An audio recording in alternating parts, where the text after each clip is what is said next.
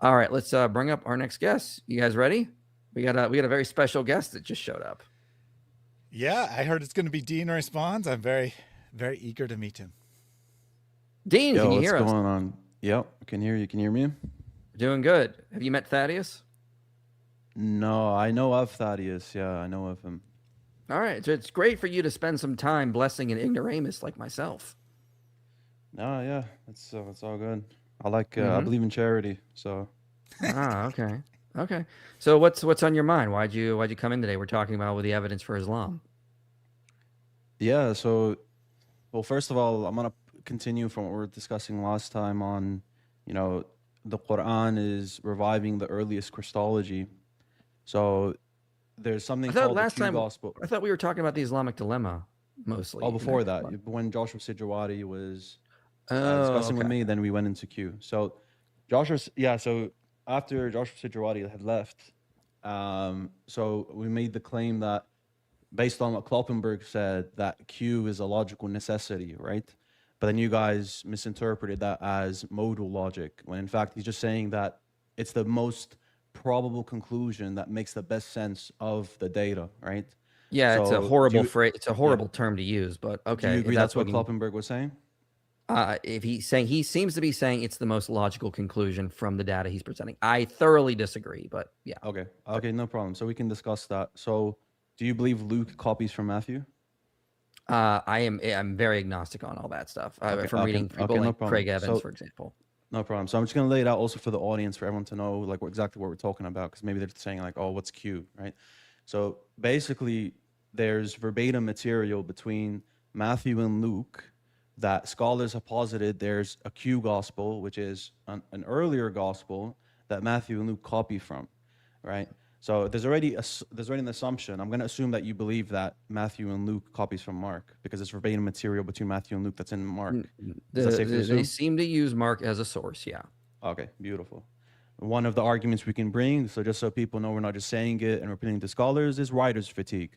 Matthew copies from Mark, then later on first of all he changes something. So for example, I think it's like in Matthew 11, where he changes the detail of Herod being called a king.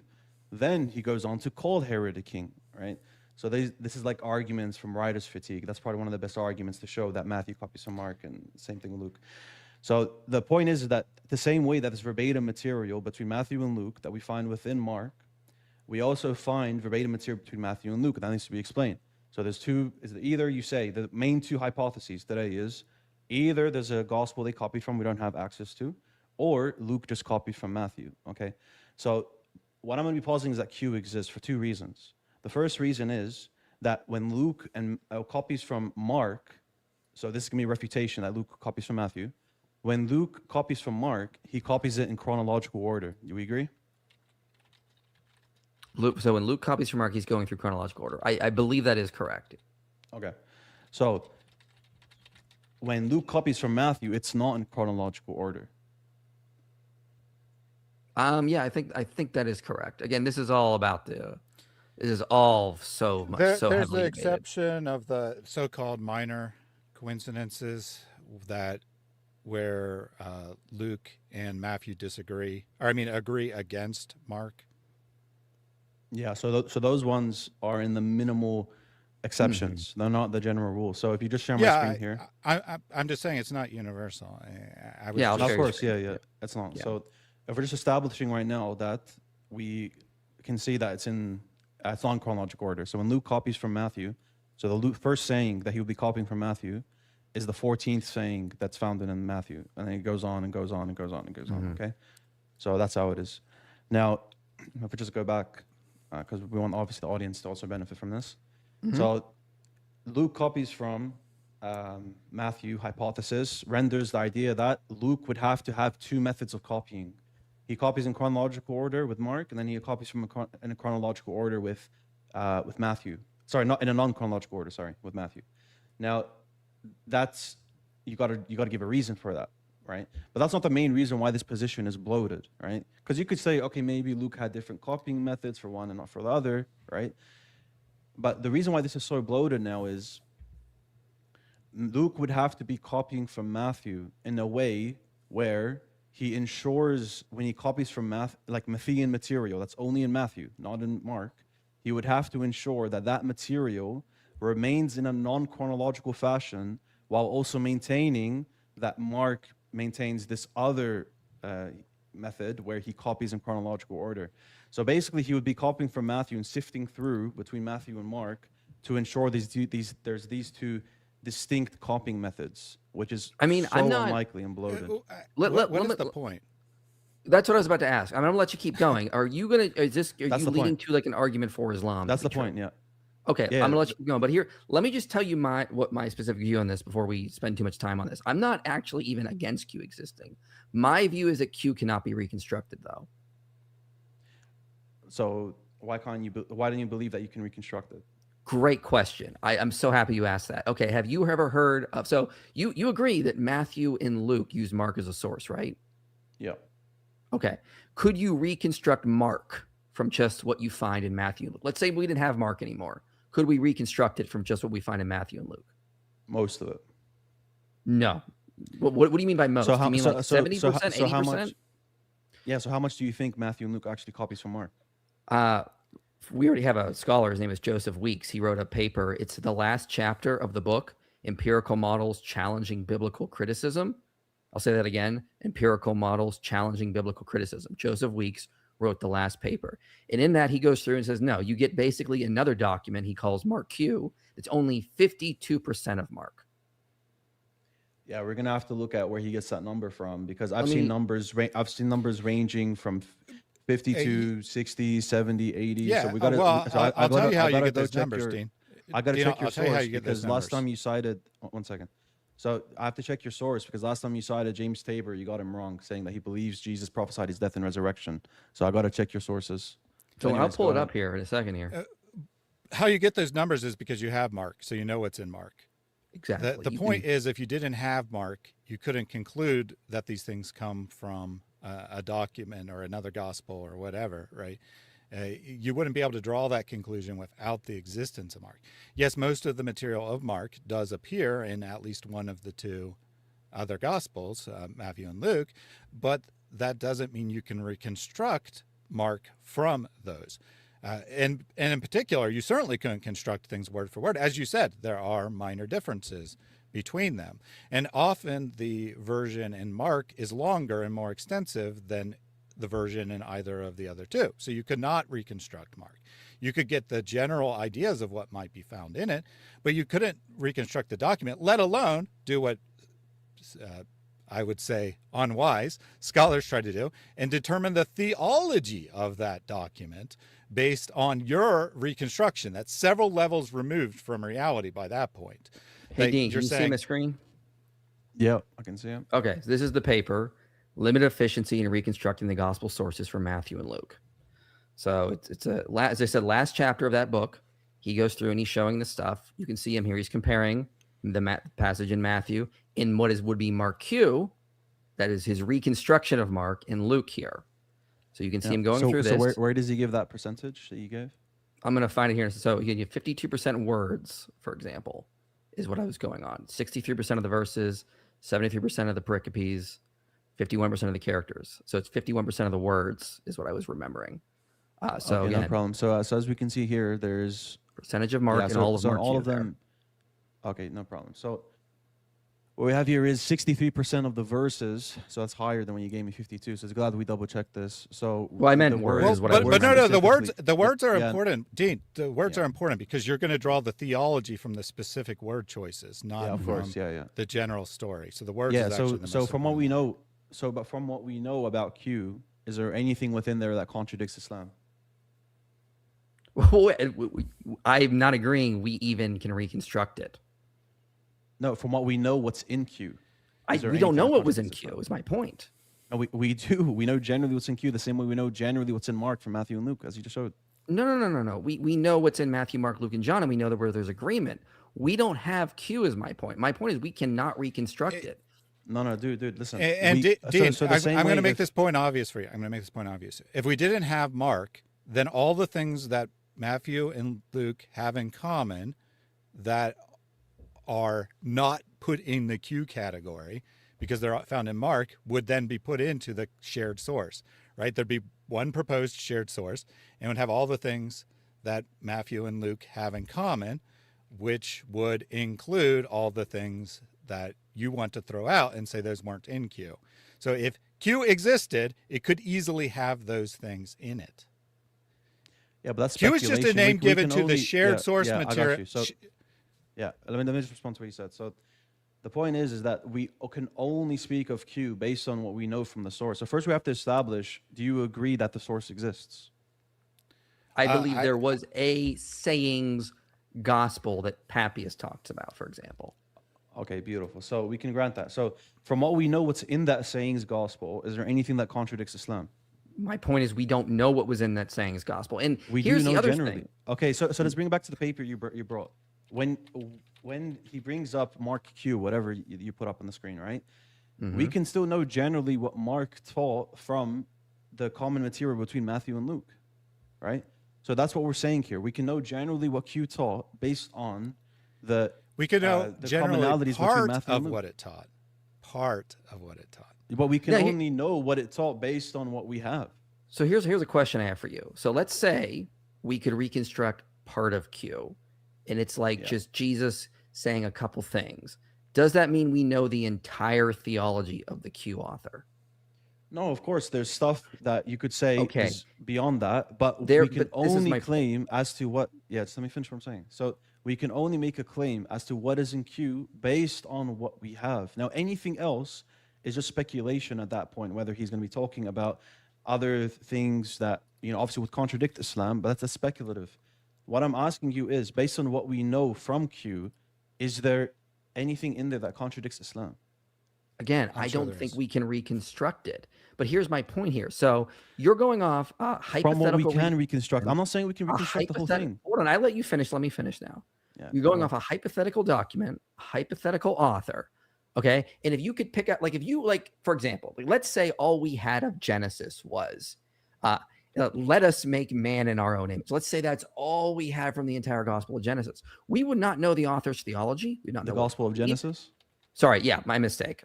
Good call. But yeah, it was all we had was the book of Genesis, is what I meant to say. All we had was that. Okay. Yeah. And all we had was the line, let us make man in our own image. We would not be able to conclude if he was a polytheist or a monotheist.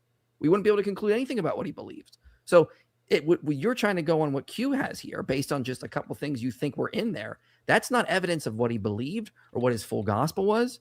I mean, I think it probably included a lot of stuff that was in Mark if you're going to push me into a corner and make me speculate. Yeah.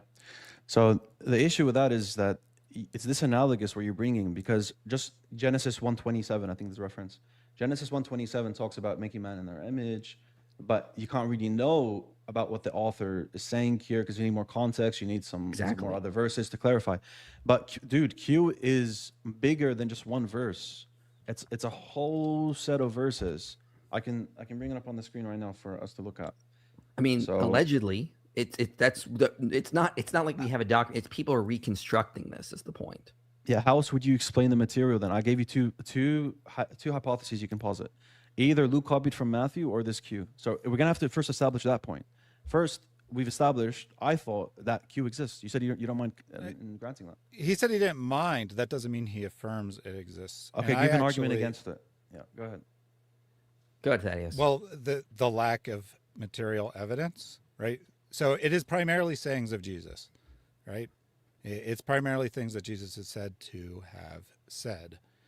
It doesn't contain most of the biographical details added, quote unquote, added by the Gospels. Well, why can't people have just remembered the sayings of Jesus from memory? If it's only sayings? That's a very weak response. So the reason No, why it's it's a weak response it- is, yeah, I mean, if you want to finish, you can finish, but I'm going to respond. Go ahead. Well, you're ignoring. First of all, you said those were the only two hypotheses. There's actually like dozens of hypotheses to Within explain scholarly the synoptic circles, religion. within scholarly circles, those are the two most. No, common. that is not true. The two Yes, it dominant theories within scholarly circles are the Q hypothesis, or the two gospel hypothesis, in which Mark uses Matthew and Luke as a source. No, that's wrong. So which scholar That do is you know not has wrong. that? Which scholar do you know has that theory? That is Go ahead. not wrong. Which scholar has that theory? Tell me one. I don't know the names of scholars off the top of my head. So Mike can help us out because he told us last time that Mark Goodacre holds to Luke copying from Matthew, and I respect that. Scholarly circles hold to that position.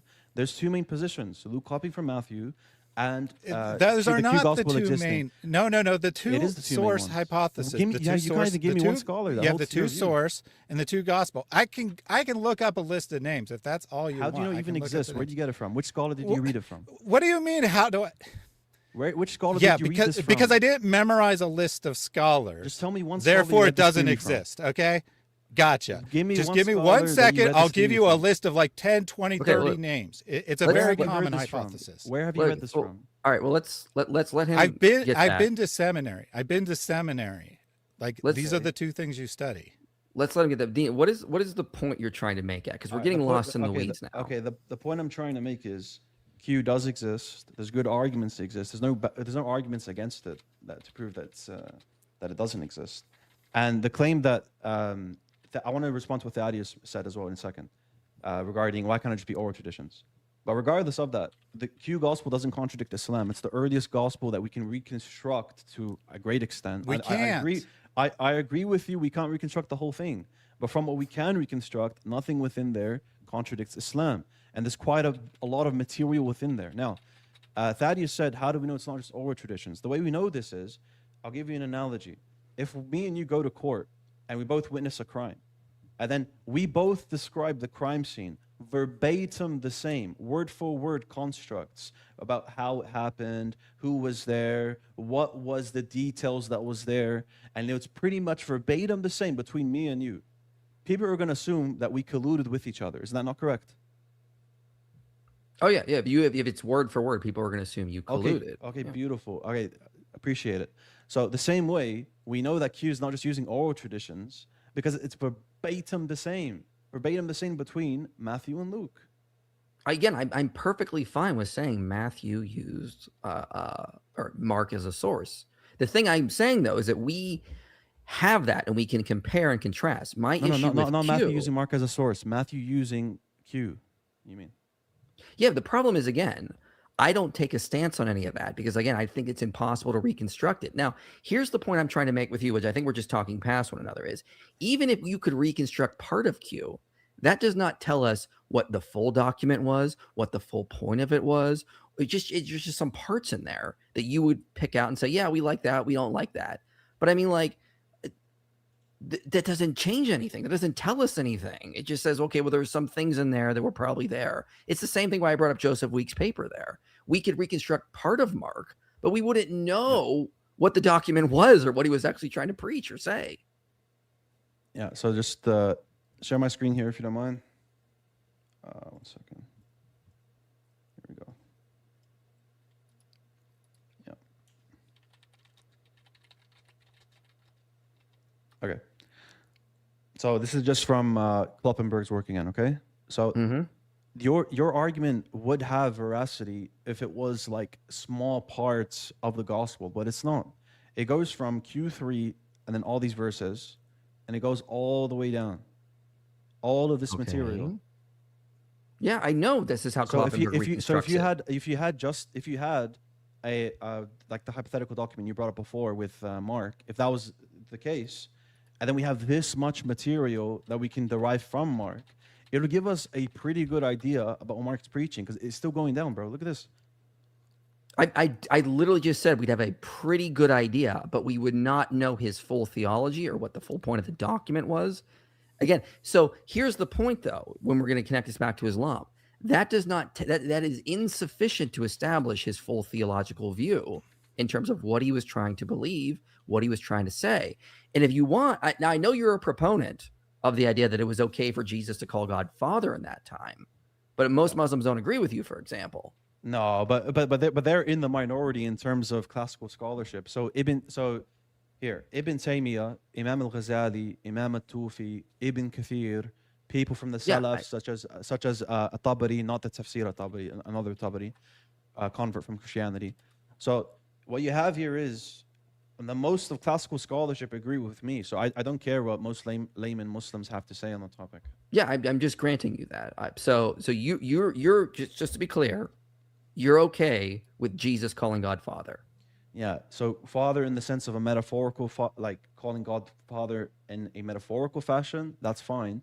But if he means it in an ontological fashion where God is his literal Father sharing in his nature, obviously that's incompatible. So Jesus cannot have a special relationship with the Father, is what you're saying in Q. He could have a special relationship, but not in a way where he shares in God's ontology. I don't So see I'm what's just wrong trying with to- that is. I'm just trying to Because follow what you know where he's going, and you're intentionally avoiding No, it. Because you there's know no that there are problem in saying verses within Q. You know there are verses within Q that are not consistent with Islamic theology. No, there's You're nothing just in going there. to reinterpret those verses. Give me one. Give me one that's incompatible. Go ahead. So if I was, I mean, I was talking about the Father verses, for example, like when you pray, say Father. Non-compatible, no. Yeah. So it's okay for us today to pray the Lord's Prayer? No, so let me tell you my position. My position is the same way that many scholars already held this in the past, such as, could we say Lord in the past and not say it today? Could we say Father in the past and not say it today? That's the discussion going on. You find within early exegetes of Islam, such as in Surah Yusuf, right? You find in Surah Yusuf, Joseph called the king at his time Lord, but doesn't mean he literally believes that he is the Lord of the heavens and the earth. So what scholars have said on that is, yeah, it's possible in the past it was allowed, but now it's been abrogated.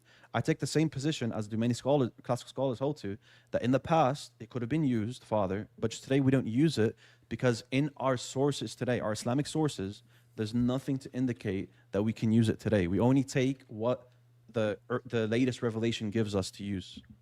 I'm going to pull something up for you because there is something I do want to talk about in Q, if you're okay with that. Yeah, of course. Okay. So you remember your debate with Coley, right? Yep.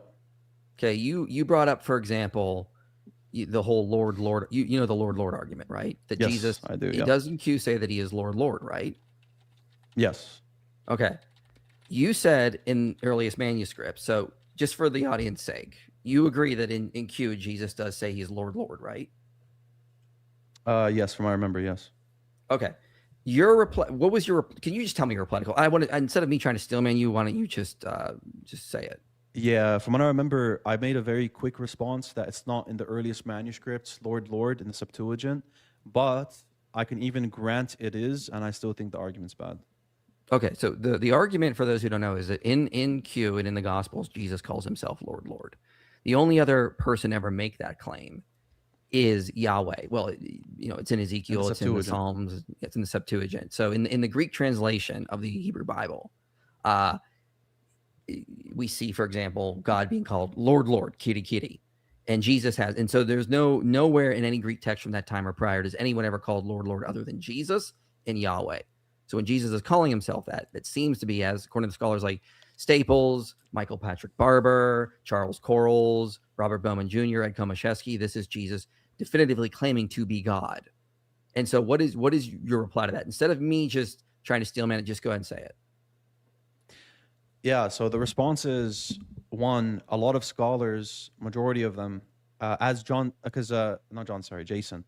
Jason Staples is the scholar that actually made this popular. So if you just share my screen here.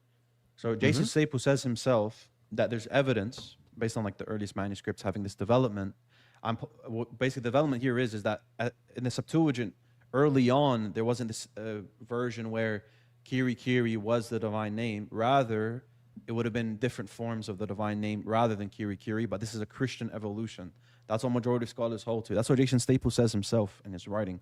He says, on the basis of this evidence, many scholars now regard Kiri as a later Christian standardization rather than the original rendering of the Old Greek. And then, so basically the point would just be that many scholars already conclude that this whole Lord thing is a Christian evolution within the manuscripts of the Septuagint rather than it being the earliest form of the divine name. Have you looked in the most up-to-date critical edition of the Septuagint? No, so I've looked at what Jason Staples says on the topic as well as Anthony Meyer.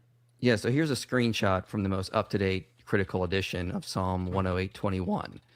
And he is pointing out it's in the majority of the manuscripts. It's in early. It's also in Codex Sinaiticus as well. It's kitty. So we see in very early ones, we see that there. So the evidence. How old is this one?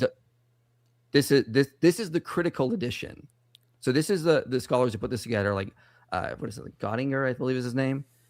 He went through all of them, and it's in the overwhelming majority of the manuscripts, including majority of the early ones. We see kitty in Psalm 108. How early it is. So maybe the earliest manuscript we have for the Psalms here post dates what I'm saying, where the evolution occurred.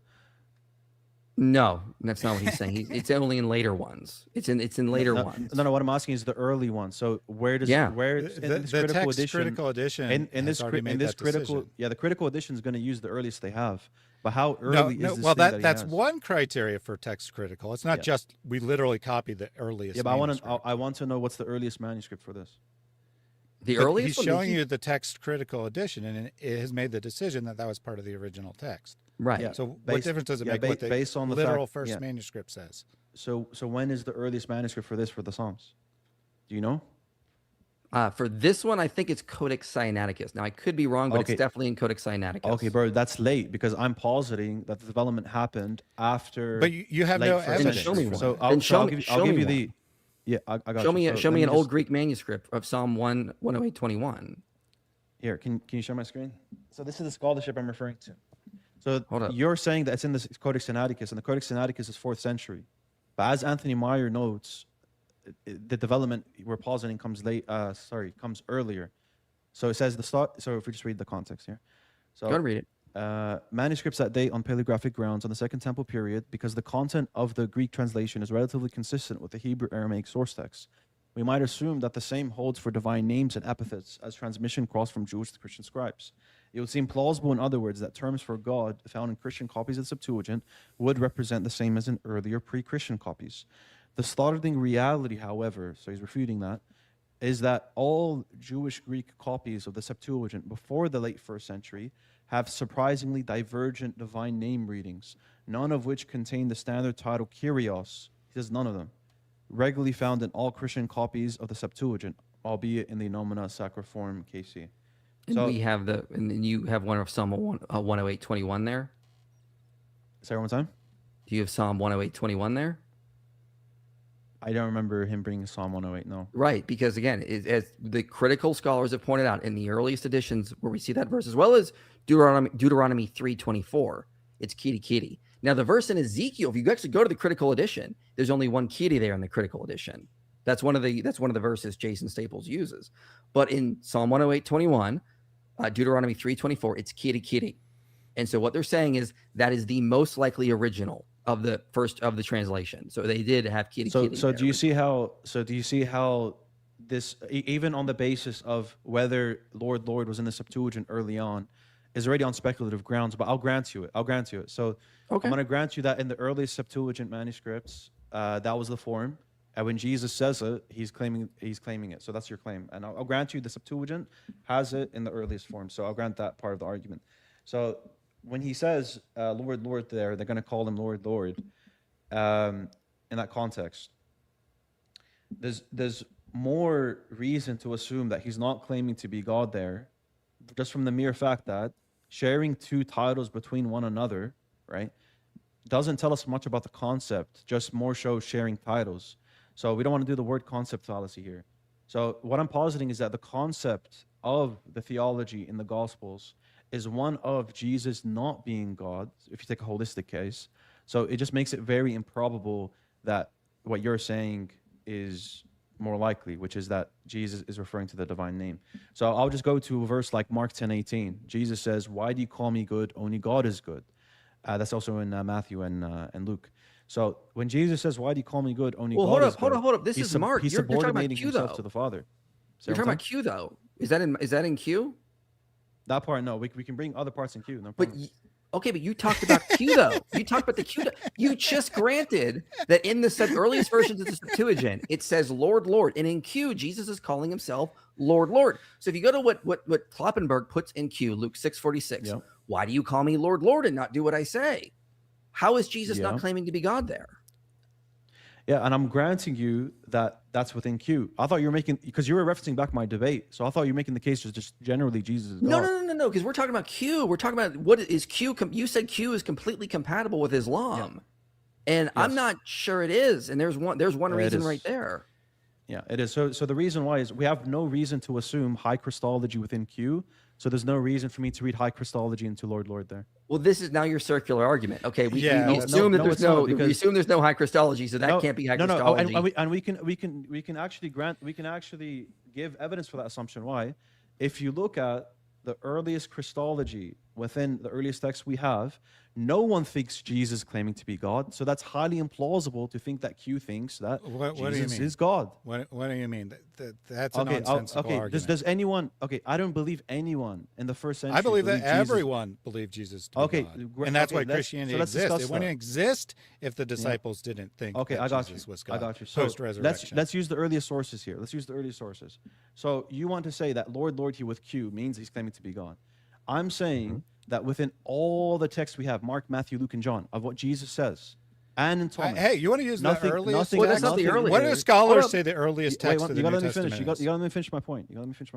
But there's an issue though. Within all the sayings of Jesus that we have, none of it does he give a Christology where he's claiming equality with God. So there's no reason for me to think in Q he's claiming to be God. Okay, hold on. So can I just jump in for a second? Yeah, but real quick, the earliest documents. You want to go to the earliest documents? That's all in the pre-Pauline literature, like Philippians 2, where Jesus is called God. Not claiming to be God. In Philippians 2?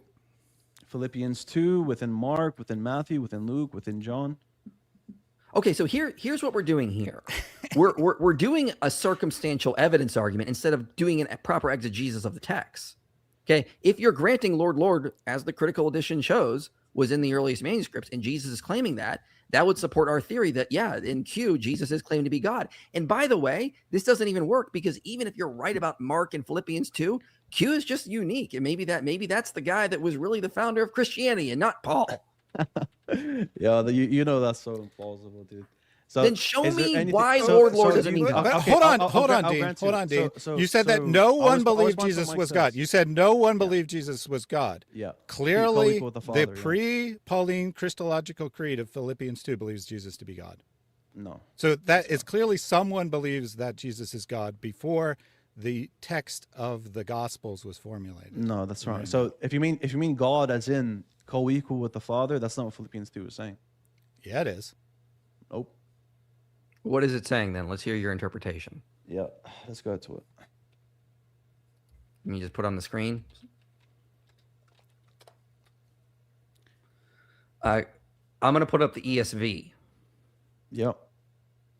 Because that tends to be the one I was most all good. used. So here, I'll read it for you, and then I would really like to hear your interpretation. We'll let you do that. So, have this mind among yourselves, which is yours in Christ Jesus, who, though he was in the form of God, did not count equality with God a thing to be grasped, but emptied himself by taking the form of a servant, being born in the likeness of men, being found in human form. He humbled himself by becoming obedient to the point of death, even death on a cross. Therefore, God has highly exalted him and bestowed on him the name that is above every name, so that at the name of Jesus, every knee shall bow in heaven and on earth and under the earth, and every tongue confess that Jesus Christ is Lord, the glory of God the Father. I got you. So if you just zoom in on that part where he says he gave him a name above all names. Mm-hmm. Yeah. So does Jesus inherently have the name above all names, or does he have to get given it? He is given this as he's exalted after the resurrection. So he's lowered, and then he's exalted back up to where he was originally. Okay. That's So where is there an indication within the text here that he had it at any given point? The first part, though he was in the form of God, did not count equality with God a thing to be grasped.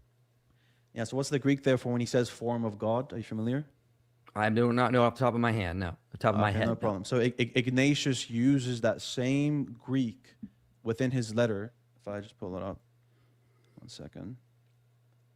First, let me just have a look at the Greek here so I can have it. So he uses the same to refer to the believers. So I'll say your reading's anachronistic. It's not actually representing what Philippians. Well, why are you appealing to a much later Christian letter? and calling That's- that and No, calling our reading Ignatius is early. You don't care what Ignatius has to say? He's early. Well, you said you want to go on the earliest. Yeah. So this is yeah, what we're I mean, doing. Ignatius is Q, well and after Paul this Peter. text. Okay, if right? I'm quoting it for you, but if you don't care, that's fine. We can throw Ignatius under the bus. That's fine. So there's no reason for me to That's not assume that the he had the name above all names within the text here. And well, from what we know about Pauline Christians, I grant you, Mark is an early Pauline Christian. They didn't believe Jesus was co-equal with the Father. He says, "Why do you call me good? No one is good but God alone." What's your response to that?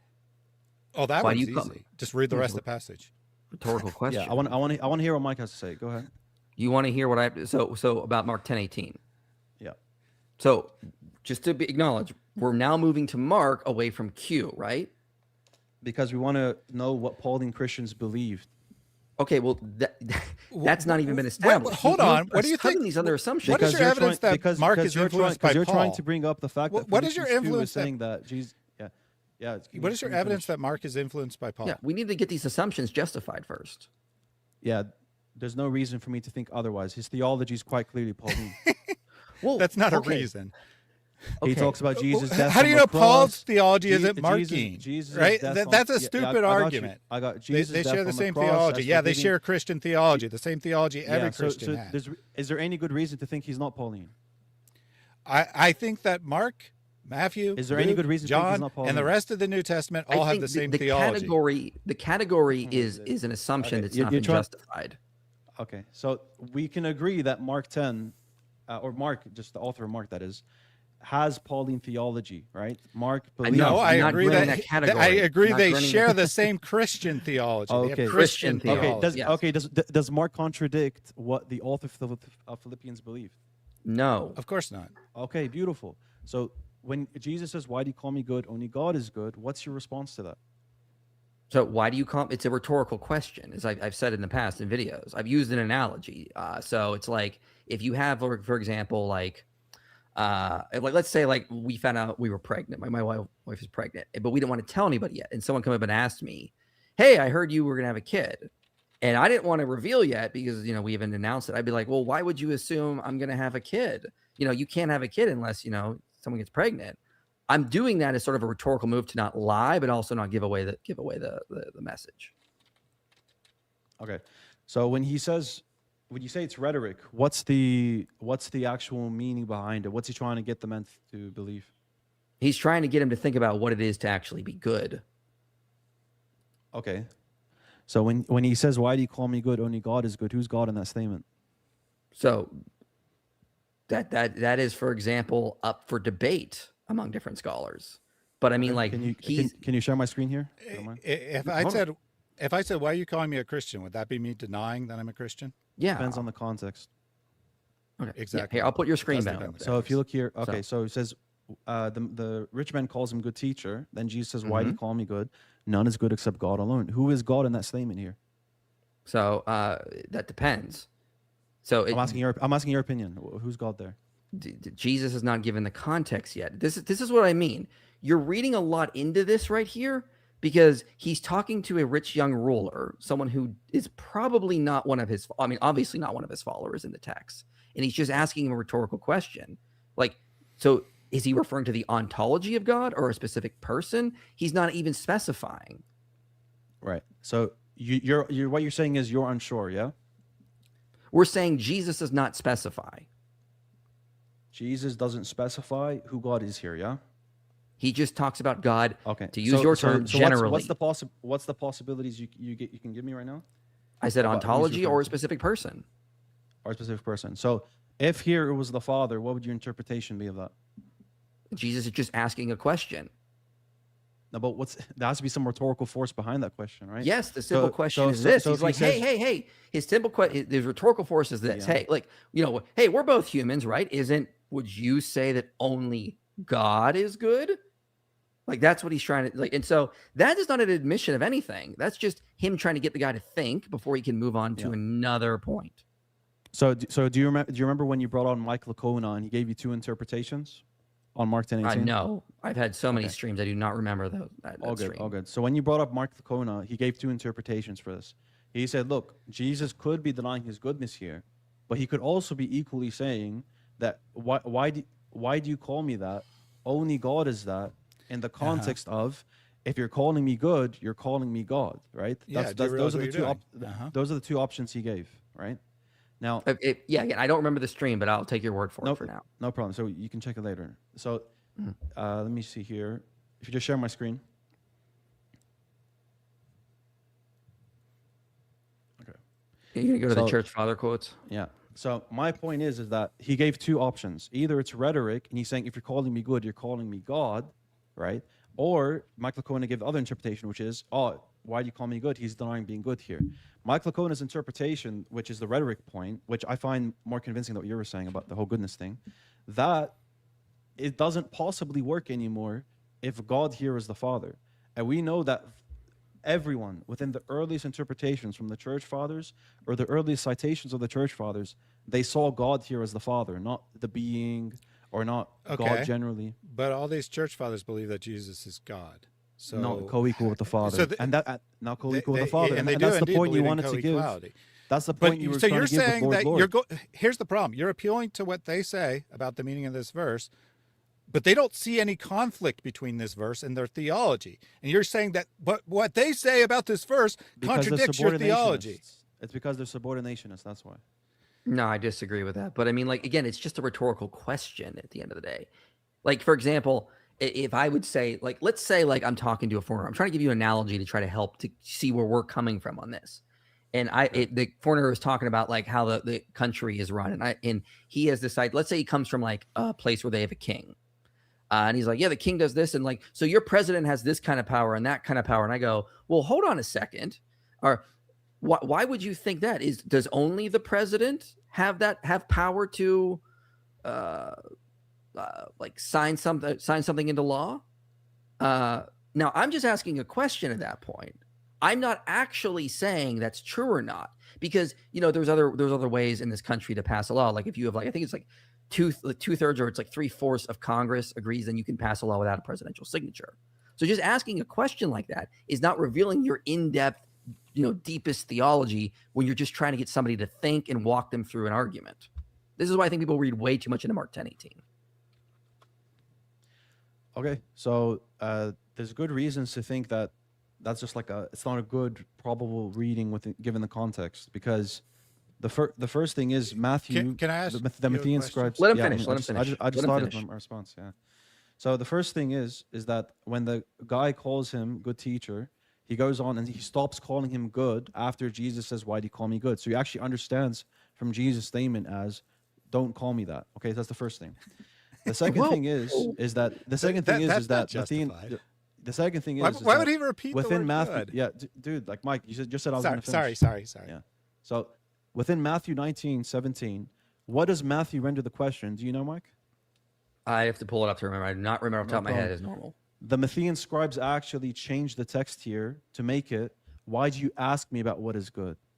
This is a common theme from Matthean scribes, where when they have anxiety towards a text where it's contradicting their theology, they try and distort it. Similar with Matthew 24:36, where they try to omit "nor the Son" from the manuscripts. Okay, so I mean, like, this doesn't change anything. So we're talking about Mark. I'm showing you that early Christians found it so problematic they distorted Matthew. I mean, like that. First of all, that's an assumption. Well, hold on. Let me just say that is an assumption. For example, there's evidence. There are many reasons for scribes to change things or to do things. We cannot assume that it's always anxiety. That's a logical leap.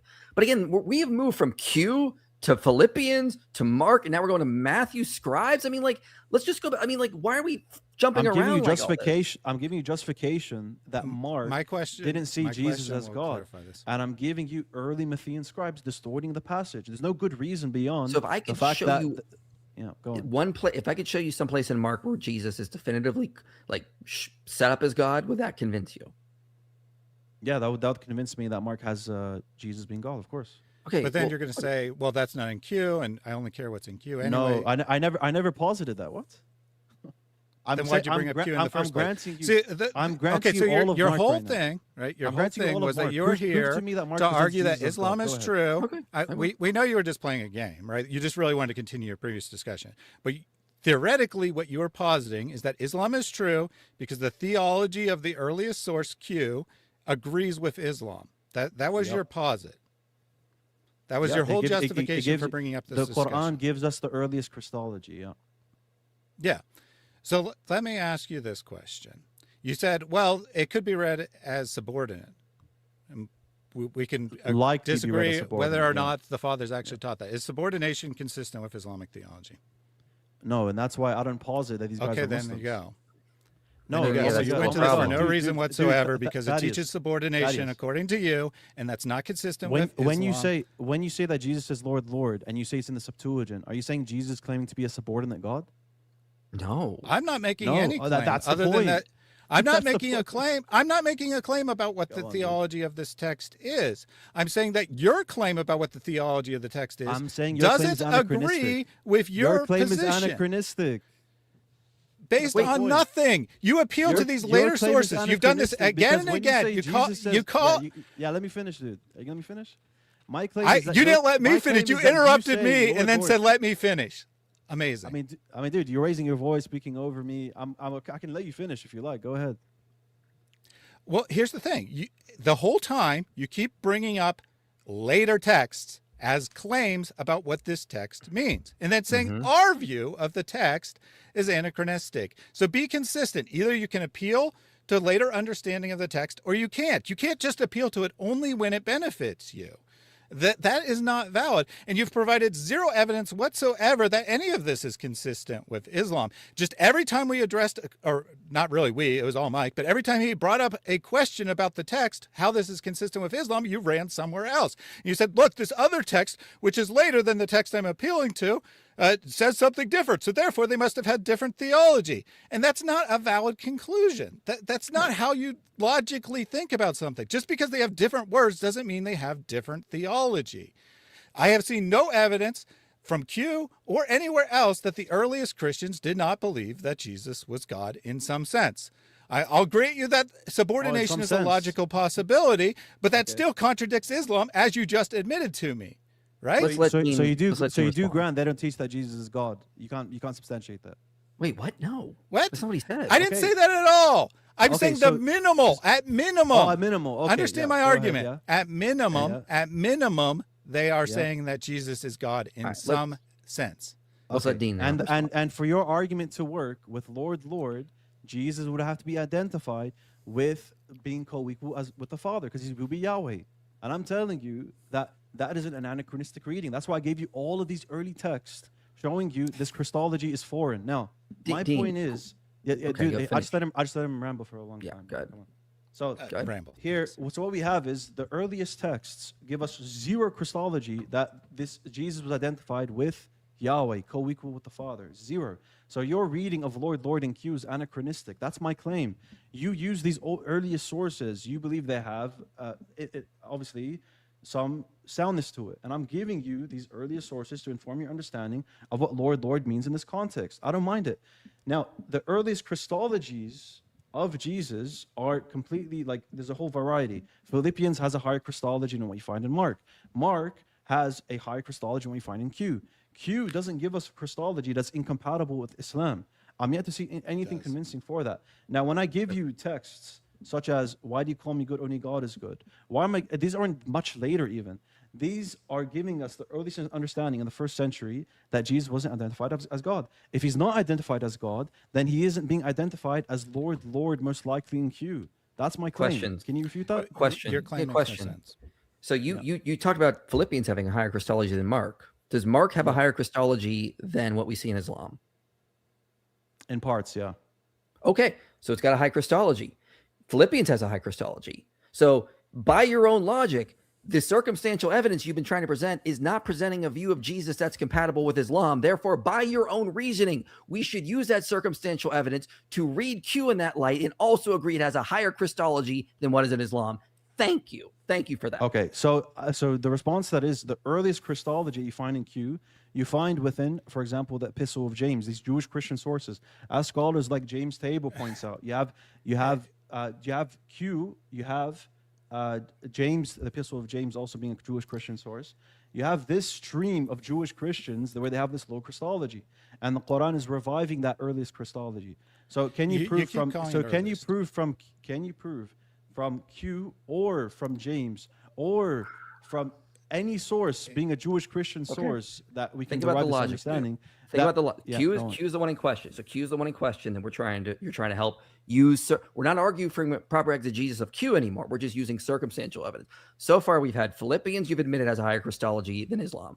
There's just this pre-Pauline. I guess you would agree Paul also has a higher Christology than what we have in Islam. So that's 2. Then you have Mark has a higher Christology than what is in Islam. So we have 3 sources right there that are helping us inform how to read Q. All are contradicting Islam. Now we're jumping away to James. We keep jumping to different books. Okay. So even if you're right, that's 1 versus 3 right there. And we should be reading a higher Christology in Q. We're not doing a numbers game. Q is not Pauline in any sense. Where anywhere in Q does it have the Pauline theology that you find within Mark, Q, etc.? Show me. Wait, hold on. There's a central point here. You keep letting him get away with saying that Q is the earliest. Scholars do not agree with that. They would say that Philippians, the pre-Christological, I said it's the earliest gospel. Is Philippians a gospel? It doesn't matter whether it's a gospel or not. The earliest Christian right. theology is found in Philippians. And you're saying the earliest Christian theology is captured in Q, which is consistent with Islam.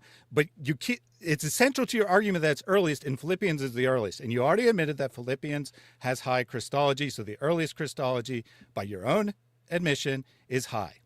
Coming through Paul, that Christology is high, but I don't believe that what Paul says represents what Jesus was saying. Do you have scholarly backing what Paul is saying matches with historical Jesus? This is not the point, though. The point is about what Q is. The point is a Q. Yeah, you said is Lord. What Jesus is saying. Yeah. The point is in Q, which you admit says Lord, calls Jesus Lord, cannot mean Jesus is God, even though we've got no text from that time where anyone else has ever called it other than Yahweh.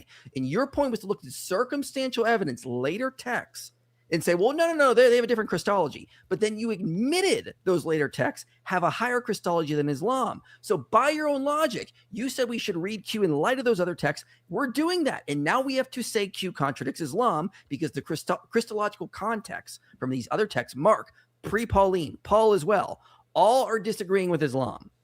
Yeah. Q is coming from a different streamline of sources. Then why did you appeal to those sources to begin with?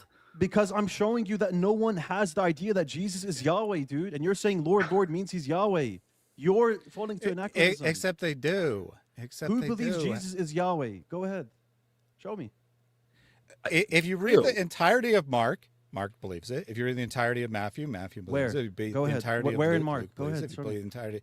Show me. You can go passage by passage. Jesus repeatedly claims things that are found only, or descriptions applied only to Yahweh. Yeah, that's fallacious. For example, but go ahead. You give me the example. Go ahead.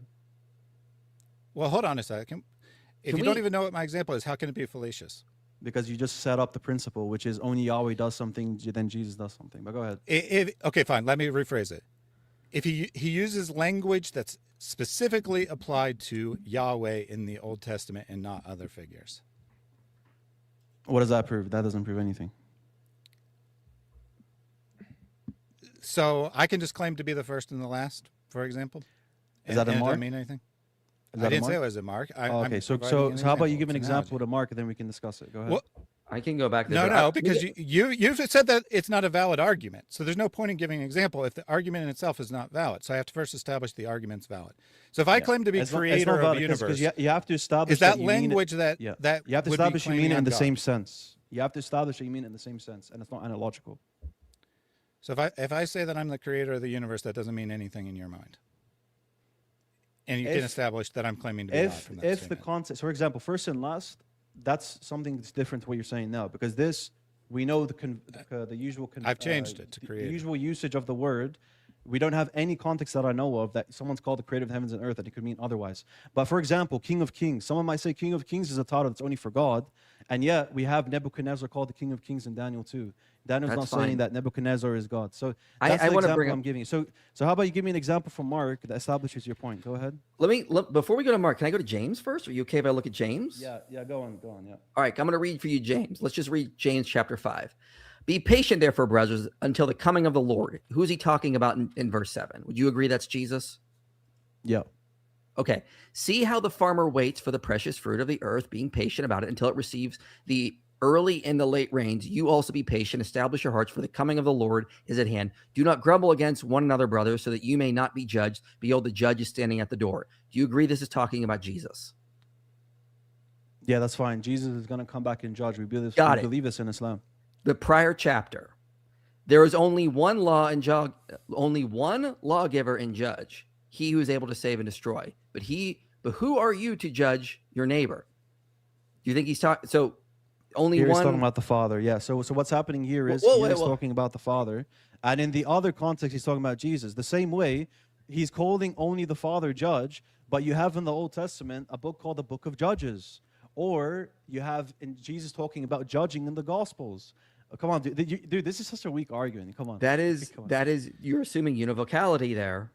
That James is going to use the word judge the same way the author of the Book of Judges is going to use. Here he's saying Jesus. Granted, where Jesus uses the term judge even. Okay, yeah. People use the term differently. I think, for example, Matthew uses the term proskuneo differently than Luke is going to use it, for example. That's one of my arguments I used to make to show Luke is saying Jesus is God. But I mean, like, this is the point. He actually does seem to give a higher Christology than what you're going to find in Islam as well. No. So now we have four witnesses to help us influence I'll give you no. I'll give you an example. I don't grant that at all.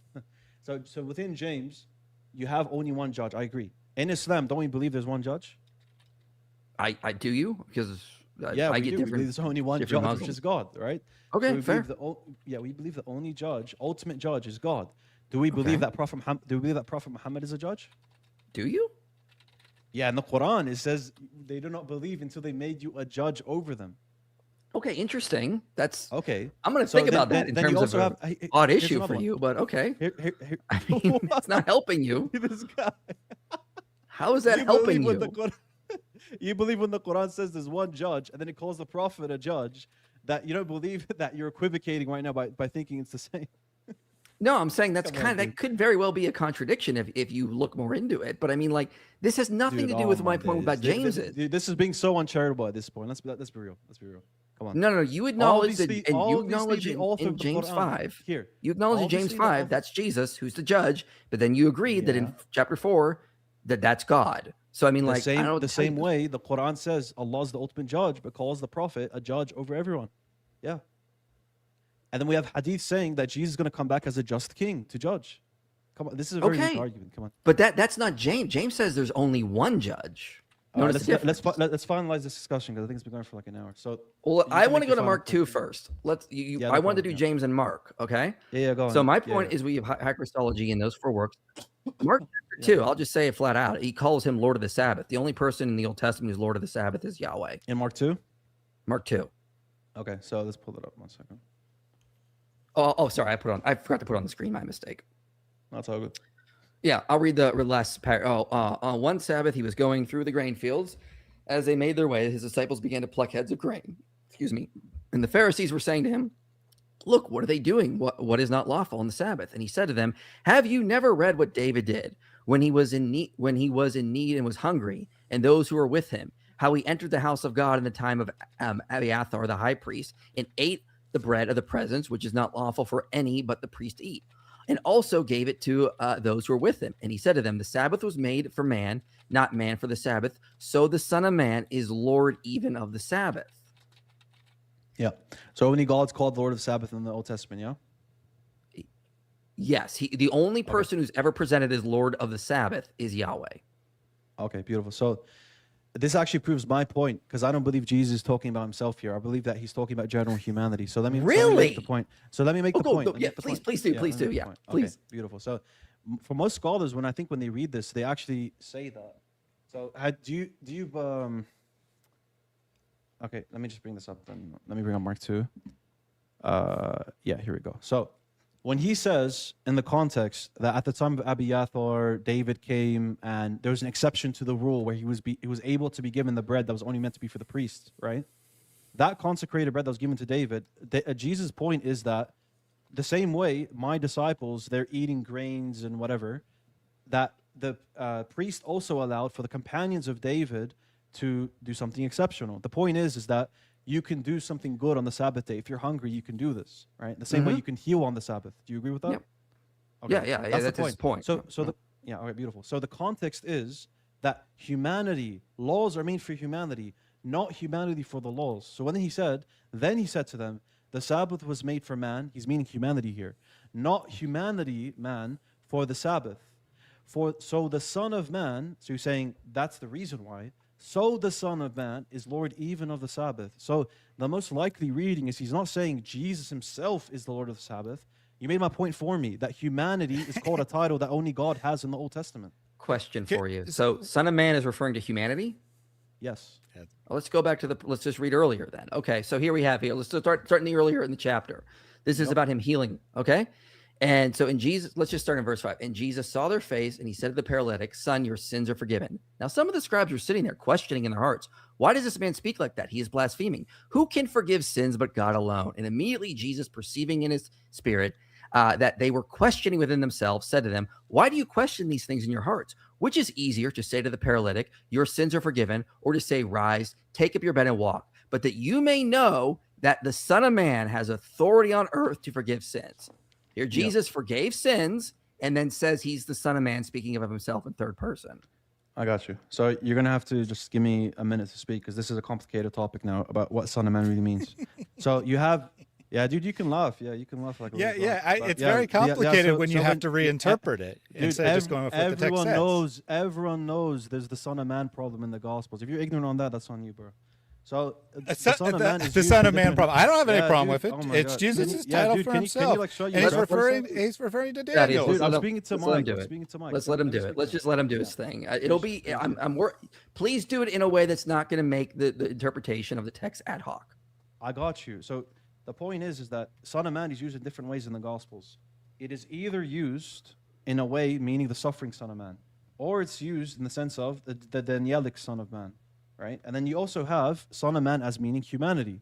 Now, Son of Man meaning humanity is the way it's being used within Mark 2:28. You can make a good case, I'll grant you it. Mark 2:13, there's a good case that's talking about the Danielic Son of Man who's given authority by God in Daniel 7. I grant you that. But the point is that the context for Mark 2:28 gives the impression, like you said, you don't ad hoc interpretations. The impression is, the whole context is, humanity is not made for the laws. The laws are made for humanity. Therefore, the Son of Man is general humanity. This is pretty much a standard position in scholarly circles. That Son of Man here means humanity. Do you not agree with that? Can you show me a place in Mark where Son of Man means humanity? Right there, the context right there. No. That's the one in question. You need to show me. Yeah, a place where I gave you the explicitly context to shows that. justify it. I gave you the context. No, So read the context. I don't agree with that, because he's talking about himself. That's the way Jesus always uses this phrase. He's always calling himself the Son of Man, talking about in third person. Why would the term shift in the very chapter just a few verses because later? of the because the context shows you man was made for the Sabbath, not Sabbath for man. Therefore, the Greek there actually means therefore. That's like making the point. So in your therefore, view, then, the Son in of your view, go ahead. In your view, question then. So humans are Lord over the Sabbath. Yes, that's the point. Where in the Bible does it say that? Because it's very clear Right. that Yahweh is Lord of the Sabbath in Exodus. Okay, how in the context at all? If you just bring up Mark 2 again, so we can have a look at it. Okay. Yeah, I'll pull it back up. Let's keep it there. So real quick, so you agree, Son of Man in this Son of Man in verse- Mark is used in multiple senses. I just told you. Okay. Can you show me a place where it shifts meaning anywhere in this chapter? Dude, the context of Mark 2 shows you it's obviously talking about humanity. So the context is about, that's why I told you the context beforehand. David's companions were able to eat from the bread because of the fact that the laws don't take importance over humanity. Humanity's needs takes importance over the laws. That's the point. That's why he says it's justified for the disciples to take from the grain. It's justified for the disciples to take from the grain because the laws are made for them, not them for the laws. That's the point. And so Son of Man here means humanity. But Jesus says, so the Son of Man is even Lord of the Sabbath. Therefore, he gets to decide what the Sabbath, what the rules and regulations are of humanity the Sabbath. gets to decide. Yeah, that's right. No, he gets to decide. That's the point. The point is not right there. I mean, the Pharisees are saying, but the hey, context you is can't talking do this about on the humanity, Sabbath. not himself. Yeah, Okay, it's talking about him and humanity. Here. Let me explain to you what's going on in this passage. So Yeah. the Pharisees are saying you can't do this. That's on the Sabbath. And he's going, whoa, you don't understand the rules of the Sabbath. Okay, the Sabbath was made for man, not man for the Sabbath. I am Lord of the Sabbath. I get to decide what the He rules doesn't say are. I'm Lord of the Sabbath. You're adding it to the text. Read from the I'm text. paraphrasing. I'm paraphrasing is my point. Read from the text, please. Go ahead. Yeah. So the Son of Man is even Lord of the Sabbath. Yeah, and I mean, and that's humanity. You can't refute that from the context. Yes, I just did.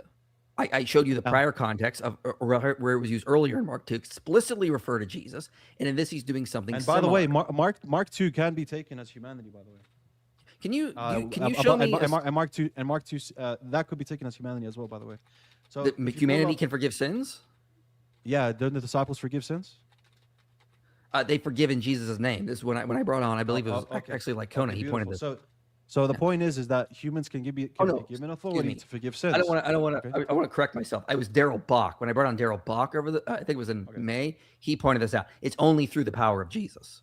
It's only on his behalf. Is what. No problem. He's given them the Holy Spirit, and they're able to forgive sins. That's the point. The point is they're able to forgive sins. So humanity can be given authority to forgive sins in some sense, whether it's in the name of Jesus or whatever. That's besides the point. The point is that was not my point about this passage. My point was that the Son of Man is referring to Jesus. I got you, bro. If you pull up Matthew 9:8, that's the parallel passage. Pull up that. Okay. That'll show you that you can take Mark 2 as meaning humanity there. So Matthew 9:8, what does it say there? So this is the parallel passage for the Son of Man authority. Yeah, the authority. When the crowd saw it, they were afraid, and they glorified God who had given such authority to men. So that's men in the plural, correct? You're misunderstanding my point, though. My point was not to use. Yes, but you're misunderstanding my point in trying to make Son of Man, there's humanity. No, that's not what I'm saying at all. Okay, my point is that Son of Man is always referring to Jesus. There's no place it ever refers to humanity. The crowds are saying, look, the only person who has authority in this passage to forgive sins is Jesus. Okay. Okay, so is Jesus one man or multiple men? He is man, so why did they say Matthew? Them using just because they're just using standard phraseology. Jesus was a man; he was forgiving sins. Holy crap, men have authority to forgive sins, and it's just referring to it's taking an overview of the passage. The Gospels present that multiple men can forgive sins. Correct?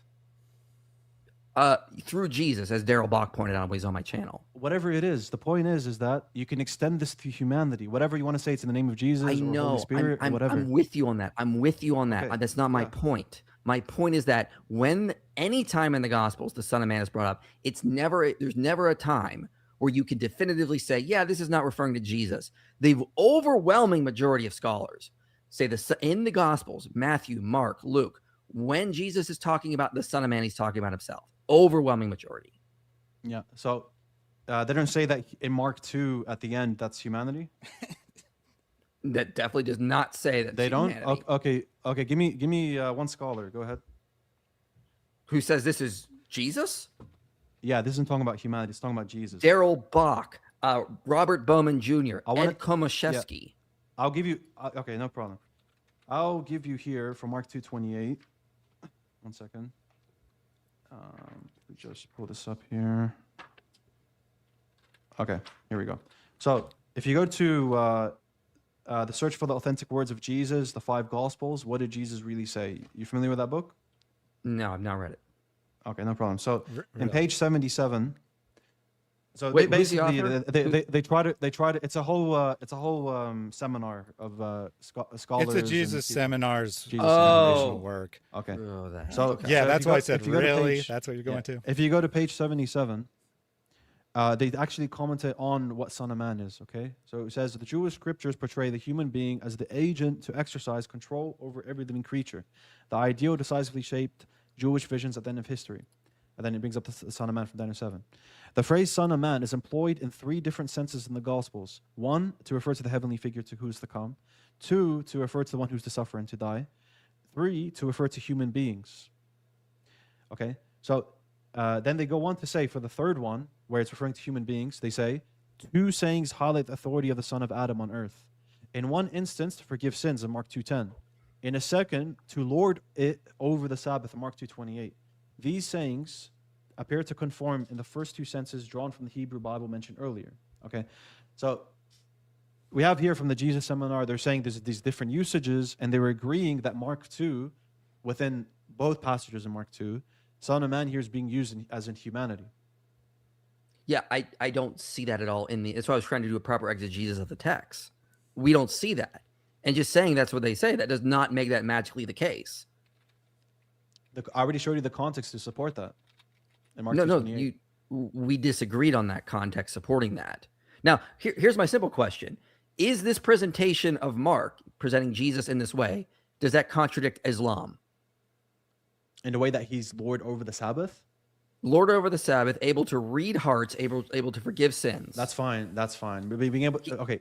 We're gonna deal with that one by one. First of all, with Lord, because each of these require exegesis. So if you're talking about Lord over the Sabbath, yeah, he's able to determine as a prophet when something is prohibited or not prohibited. Same way that a human being can also have that sort of ability to look at a situation and try to decipher what is okay at certain situations, what is not. That's totally fine. Lord being a Lord of the Sabbath in that sense, that's fine. If you're talking about reading human hearts, do you believe that that's only property given to God alone? We only see in the Old Testament that God can read hearts. Okay, you just made my point for me again. When God is given one property that's due to only him alone, or one title that's given to him alone, right? You're making the assumption, therefore, the person has to be God if they're also given that. Are you familiar with the Psalms of Solomon? Yeah, a while back. I've not read them any time recently. It's not like I have them in front of me or anything. But And you didn't mishear. You read the Psalms of Solomon, Psalms. Yeah, not the Psalms that are in the Bible. Yeah, I think this is Apocrypha, if I remember correctly. Okay, yeah, no problem. So let me bring this up. Okay, 1 second. So in the Psalms of Solomon, Not in the Bible. Yeah, it's not in the Bible, but it gives us an understanding that people, Jewish, a Jewish group at the time that wrote it and accepted it, and they were circulating. They give us an understanding for of Christians. Yeah, they give us an understanding of the milieu at the time. Okay, so let me.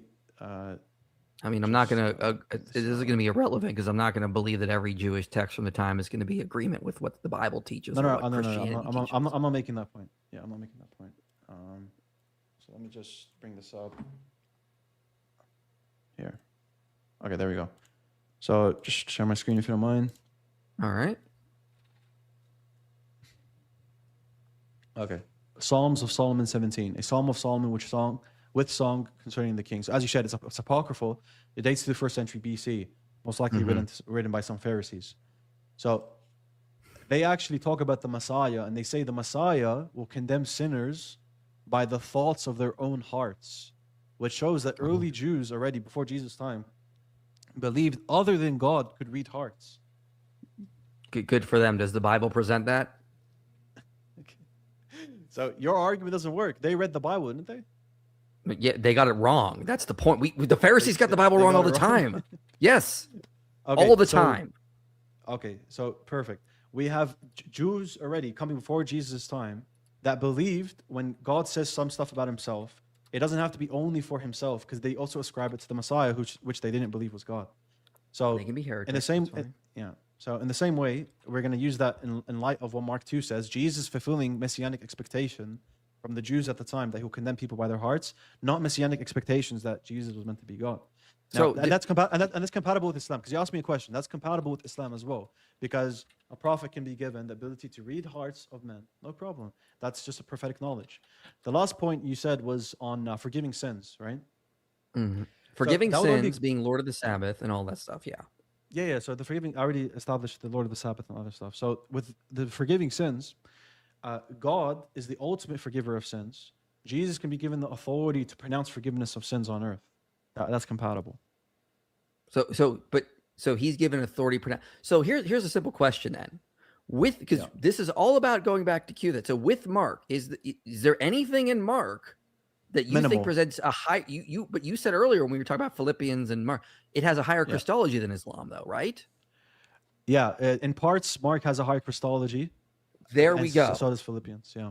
Okay, because all of this was just trying to get you back to this main point here. I kept doing that, taking you through the weeds on purpose to get you back to this point. Your original point was we cannot say Lord, Lord in Q means God, because there's so many other sources around that have a different Christology, but all those Christologies around still contradict Islam. So by your own logic, the Christology of Q should also contradict Islam. No. That was my. You're misrepresenting my point. My point is that for Jesus to be Lord, he has to be Yahweh. Correct?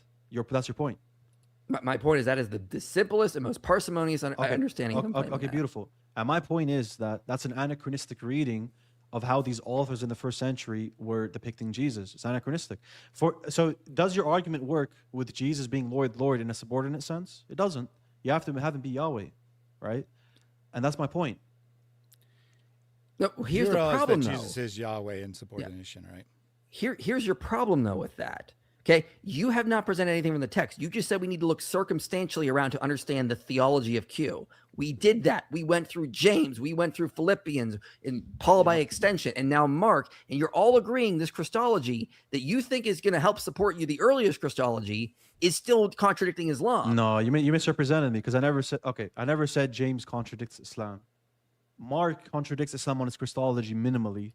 Like in Mark 14, where he says to be the Son of Man that comes with the clouds of heaven, et cetera, and they take it to be blasphemy. That highly exalted figure, that's fine. But the point is that minimal stuff within Mark contradicts Islam. Pauline texts contradict Islam on the Christology. I can grant that. They had high Christology early on. No problem. But the Jewish Christian sources that we have, being those that James Tabor mentions, he says himself they're compatible with Islam. This is how Islam depicts Jesus. Oh, question. You got Q. One second. Just let me finish my point. Okay. Q, Didache, and James, they all depict Jesus in a fashion where that's compatible with Islam and its Christology. No, they don't. There's nothing in there that contradicts Islam and Christology. Yeah, Michael Bird points out in the Didache, they change the liturgical formula, Hosanna to the Son of David to Hosanna to the God of David.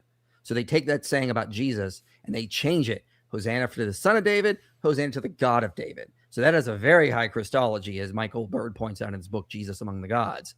But I mean, like, here's my question I wanted to ask God in the Old Testament. Dude, that doesn't change anything. Because Elohim, it's different. That's a Hebrew word, doesn't mean the same thing. Because you're equivocating. Okay, Elohim, how's it translated into the Septuagint? It's often translated as, I believe, Theos. Theos. Okay, so Theos is used within the Didache, is it not? I believe so, yeah. Okay, so that's the point. Exodus 7:1. You have Theos. That's assuming univocality now. Univocality. So do you have high Christology with Moses? No, we don't say that. But again, let me go back to my point, though. You think, for example, Mark and Paul, they contradict each other in some ways? Because you said they have different Christologies, right? Mark has a lower Christology than Paul, yeah. So they contradict each other in ways.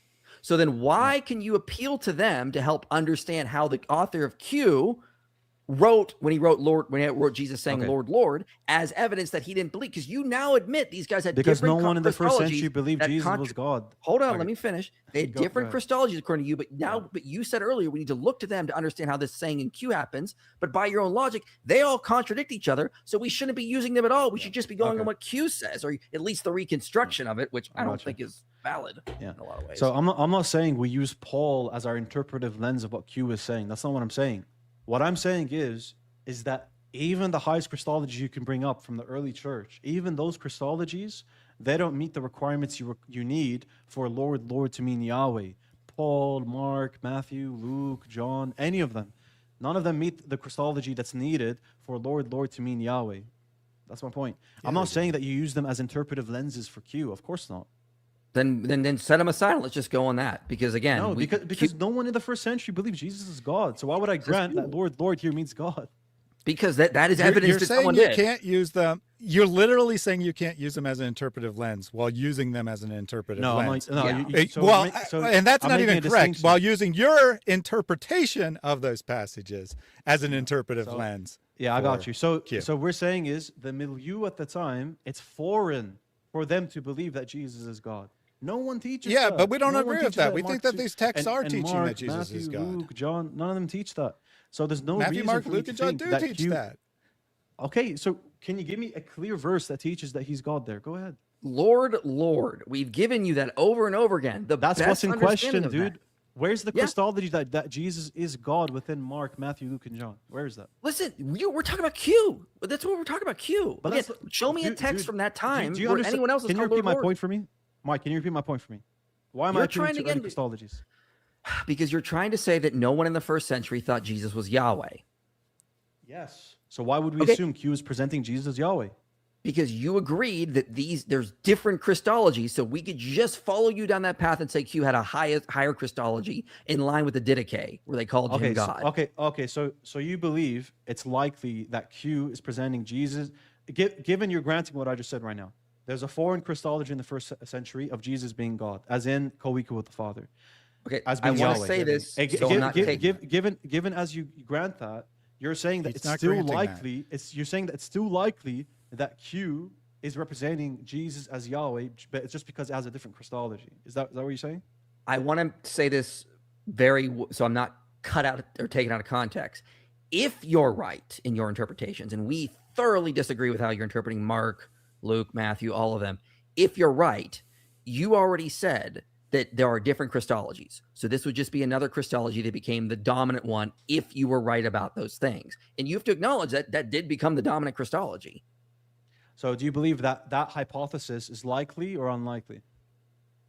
Which your hypothesis? The one you just said right now, that you could just say Q has a different Christology amongst these other Christologies that are subordinate, but Q just represents Jesus as God. Do you think that's likely or unlikely? Or just possible? Do you think it's just possible or is it probable? I'm just going to say possible because there's so many assumptions you've just put in there that I'm not Beautiful. granting. Okay, so that's not a good case then. You're just saying mere possibility. I think we've No, finished here. that's not what I said at all. You've taken me out of context. Now you what is IP actually? What is your actual position, IP? Because he's trying to make you affirm a position that's not remotely yours. What's your actual? Yeah, position? he took me wildly out of context. I mean, that's why I said that earlier. Like, I'm going to say this because I don't want to get taken out of context. And then you just did that, man.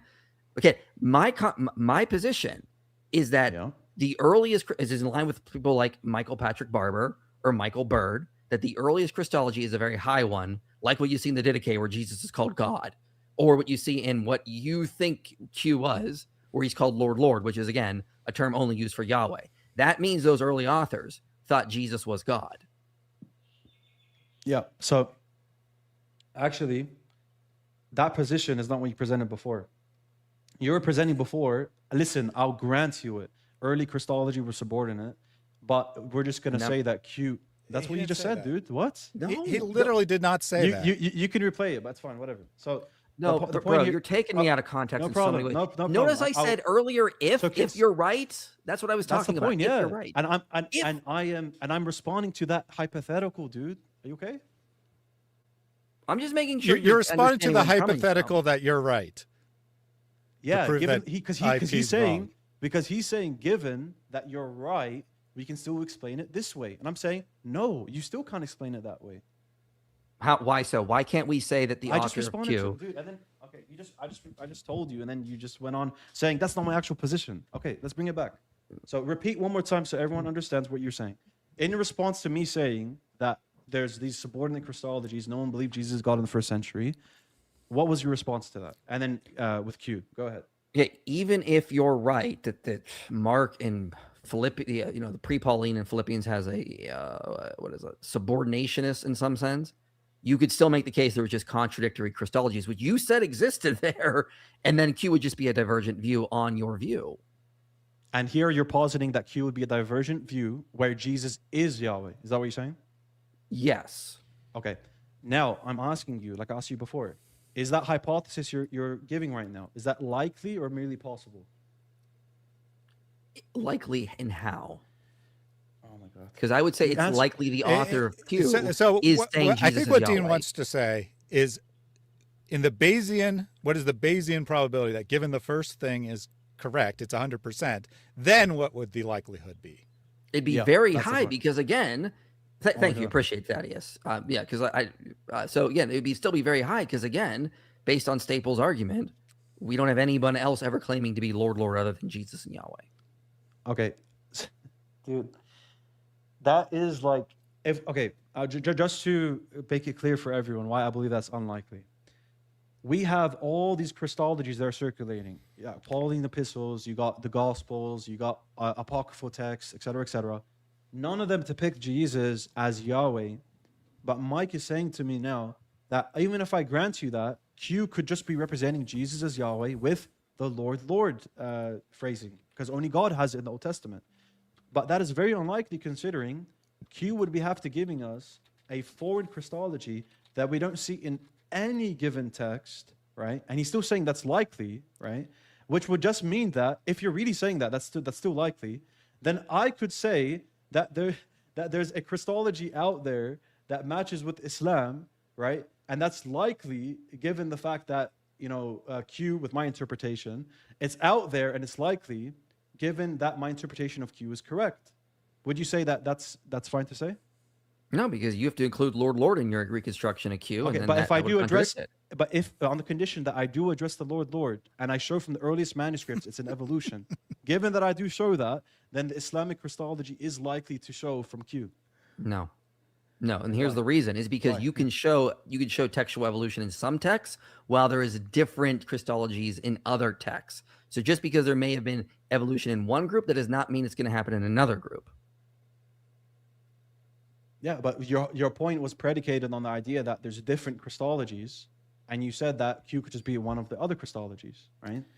Now, Q saying Lord, I gave you one example before, but I'll give you another example now to address your argument, to show you that even the Q Christology, we can't say that it's saying this Yahweh.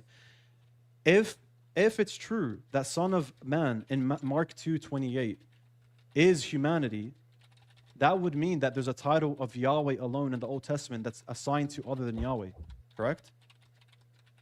I mean, it's an odd thing to say. I mean, if you could prove that and you haven't, then yeah, that'd be very weird to be giving a title of Yahweh to humanity, which I think is making the point for me. But go on.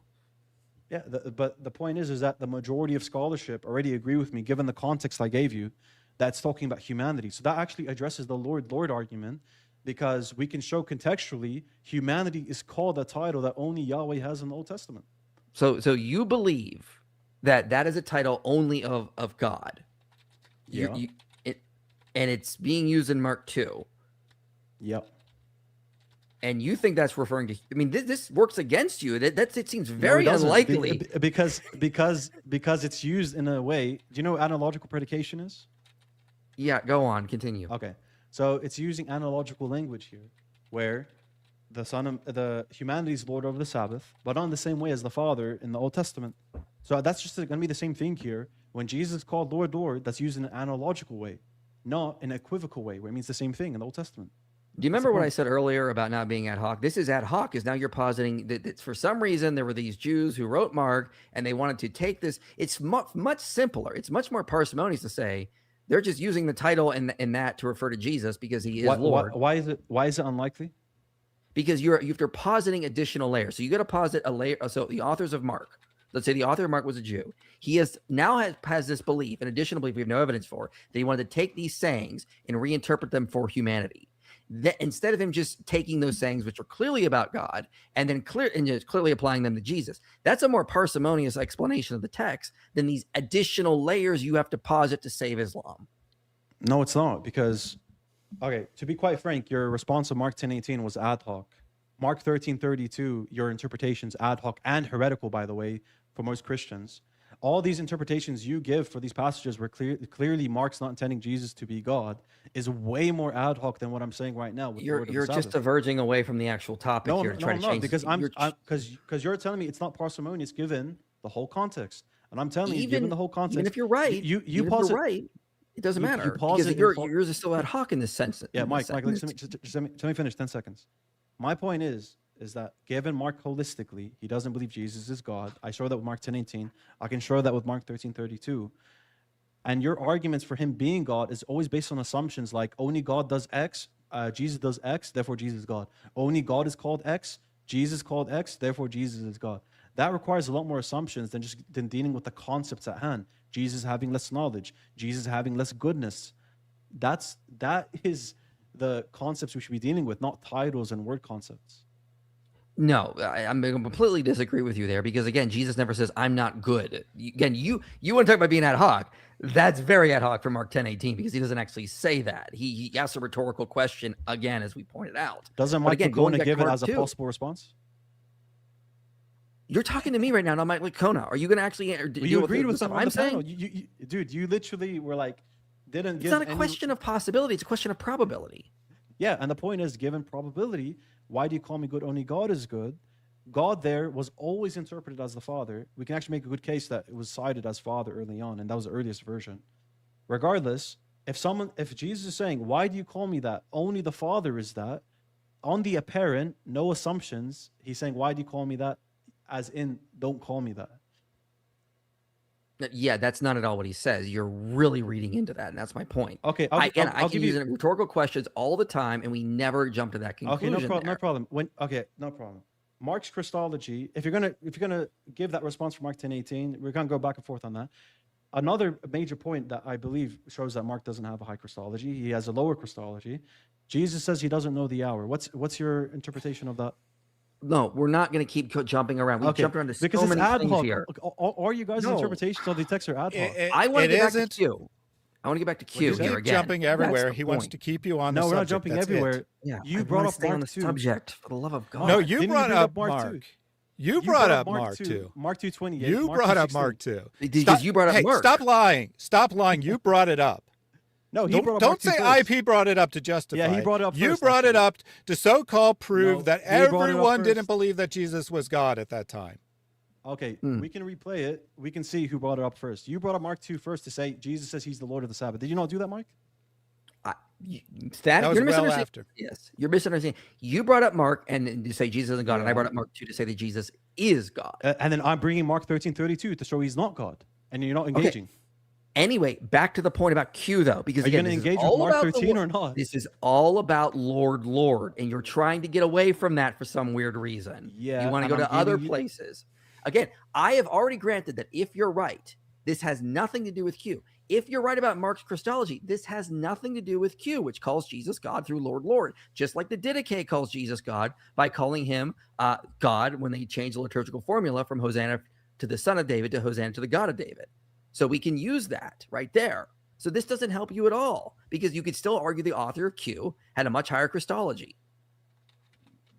No, you can't. And the point is, I'm establishing to you that Mark doesn't believe Jesus is Yahweh. Matthew doesn't believe Jesus is Yahweh, but you're not engaging with the fact that they say Jesus doesn't know the hour. Can you engage? Matthew 24:36. Who is the first person who says, the same text? Dean, we have let you jump from passage to passage. I'm trying to get to the main bringing subject. passage and passages. You're bringing. I'm passages too. trying to stick to the main. Who do you say is the first person to say Jesus is Yahweh? What's the first text then? It's going to come in and around Nicaea, around that time. So no one before said Jesus was Yahweh. In the same sense as the Father, co-equal, no. But that's not what I'm asking. Jesus is Yahweh. Some people did say that before, even though they thought it was like a subordinate version, like in a sense, I guess. He was Yahweh in a sense. Yeah, you're going to have to explain what you mean by that, because now you're saying in a sense. Well, I'm trying to figure out what you mean, because you said Nicaea, but were there people saying Jesus was Yahweh? So I'm talking about Jesus being Yahweh, as in Jesus being Lord, Lord, as in Jesus being the God of the Old Testament. No one believed that until around Nicaea.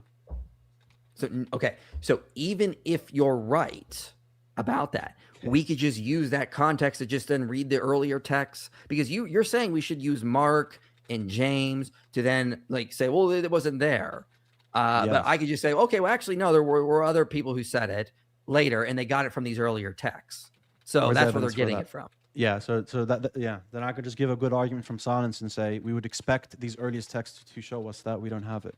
So it's an evolution rather than them taking from earlier traditions. So but here's the problem, though. You just brought up silence. That you're doing the same thing when it comes to Q. You have no one who said. It's a good argument from silence. Q. Can you show anyone before Nicaea that held to Jesus being Yahweh in the same sense as the Father? Yes, like who? Gregory the Wonder Worker, Irenaeus, Justin Martyr. Okay. Let's bring. Okay, by the way, Gregory's writings. We're not going to go through these. We're not going to go through these. We're not. As I said, we're done jumping. We're not going to engage. What? Because I'm trying to get you back to Q. That's what I want to talk about. You keep running from Q. So why would you bring on this up Q? Then? Because you keep running from Q, and I keep trying to bring you back around. Is the point? And you're bringing up church fathers after Q. So then, on Q, is there anything within Q that would make you suggest Lord, Lord does not mean God? If we're just going to stick with Q, there's nothing in there that makes me think that it's saying that Jesus is God. So what is the context in Q that shows Lord, Lord does not mean God?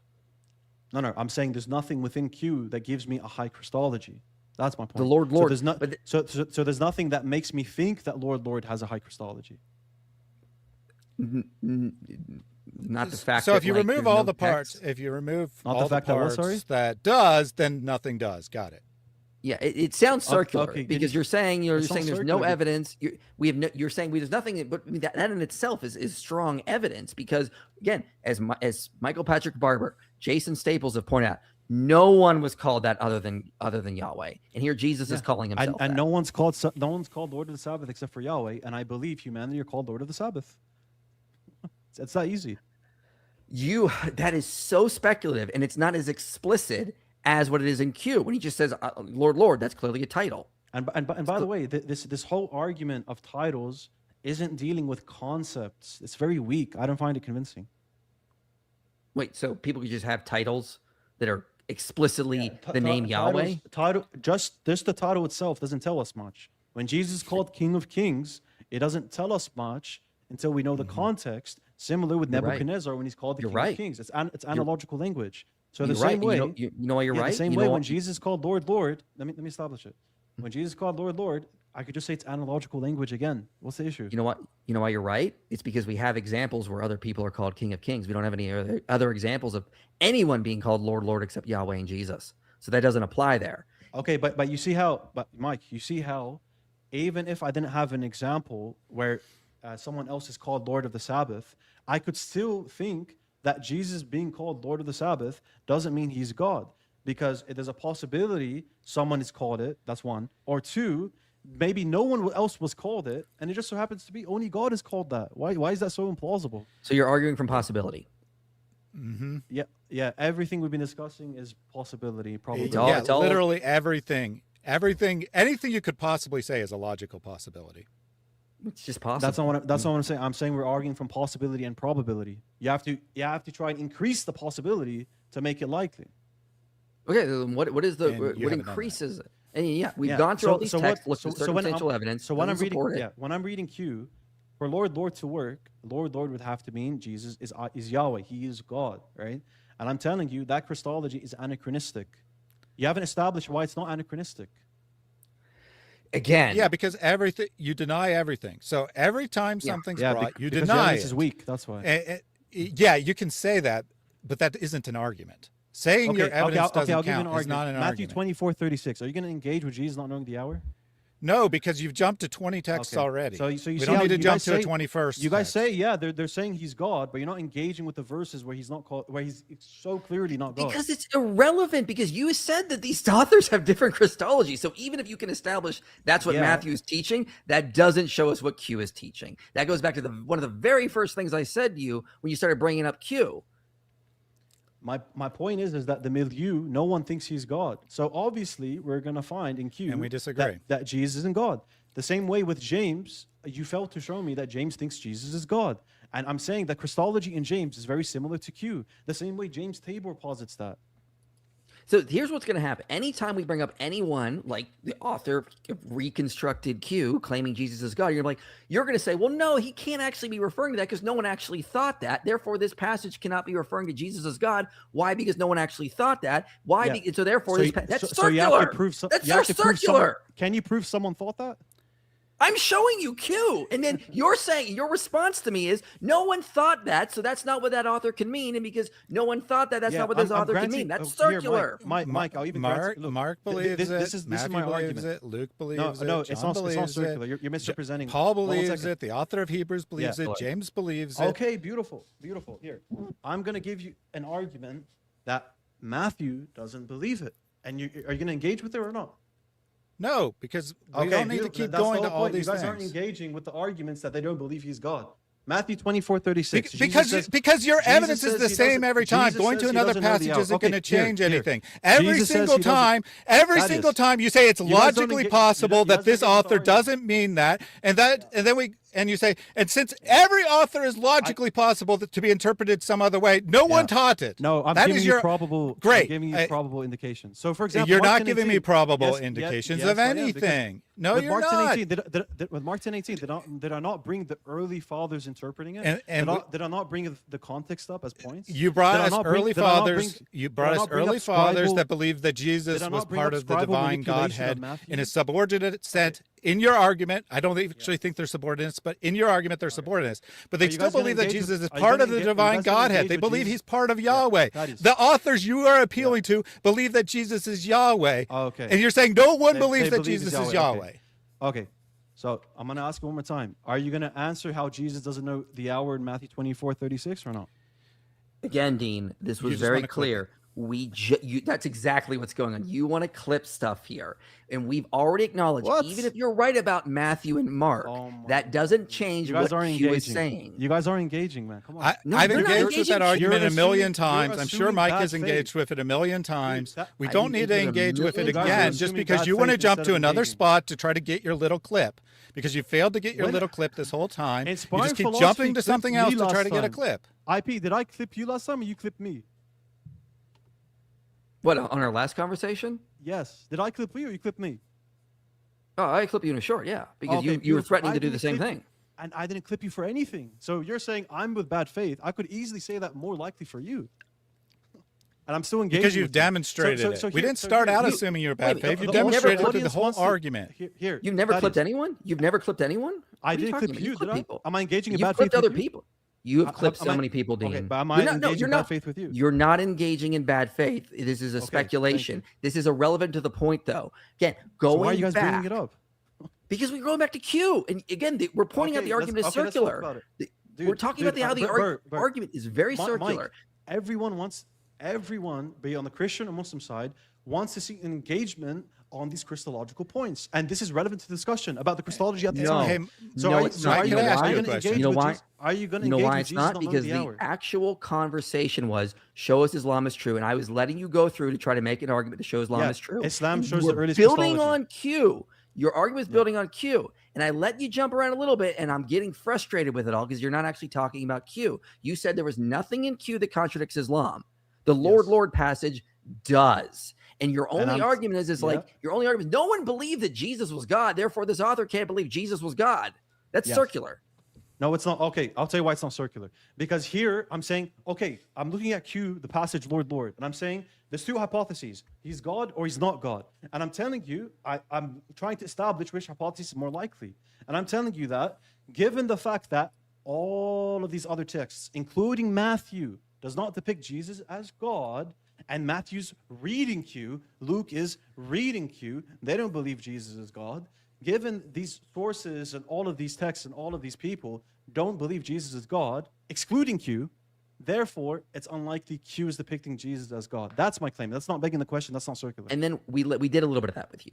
I didn't even give you the second argument for James that shows Jesus as God from James 2:1. You can give it. Go ahead, man. I'm engaging. You're not engaging. I don't want to keep jumping around. I want to stick to Q. That's my point. I could keep jumping around and go to other passages, like you want to go to the hour passage. Okay, here. Matthew uses Q, correct? Under this theory that we're granting, yeah?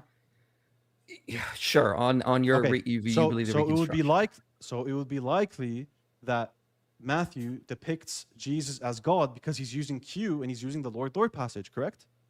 No, not necessarily. He could be misunderstanding it. Oh, damn. So the No, not necessarily. You I mean, we're jumped just to talking about conclusions. logical possibilities, right? is We're not Matthew a talking Jew? about what's the reality. Mike, is Matthew a Dude, Jew?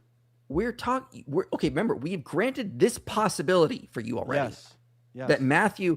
Okay, so I'm not agreeing with you that Matthew doesn't say Jesus is God. I think he clearly does.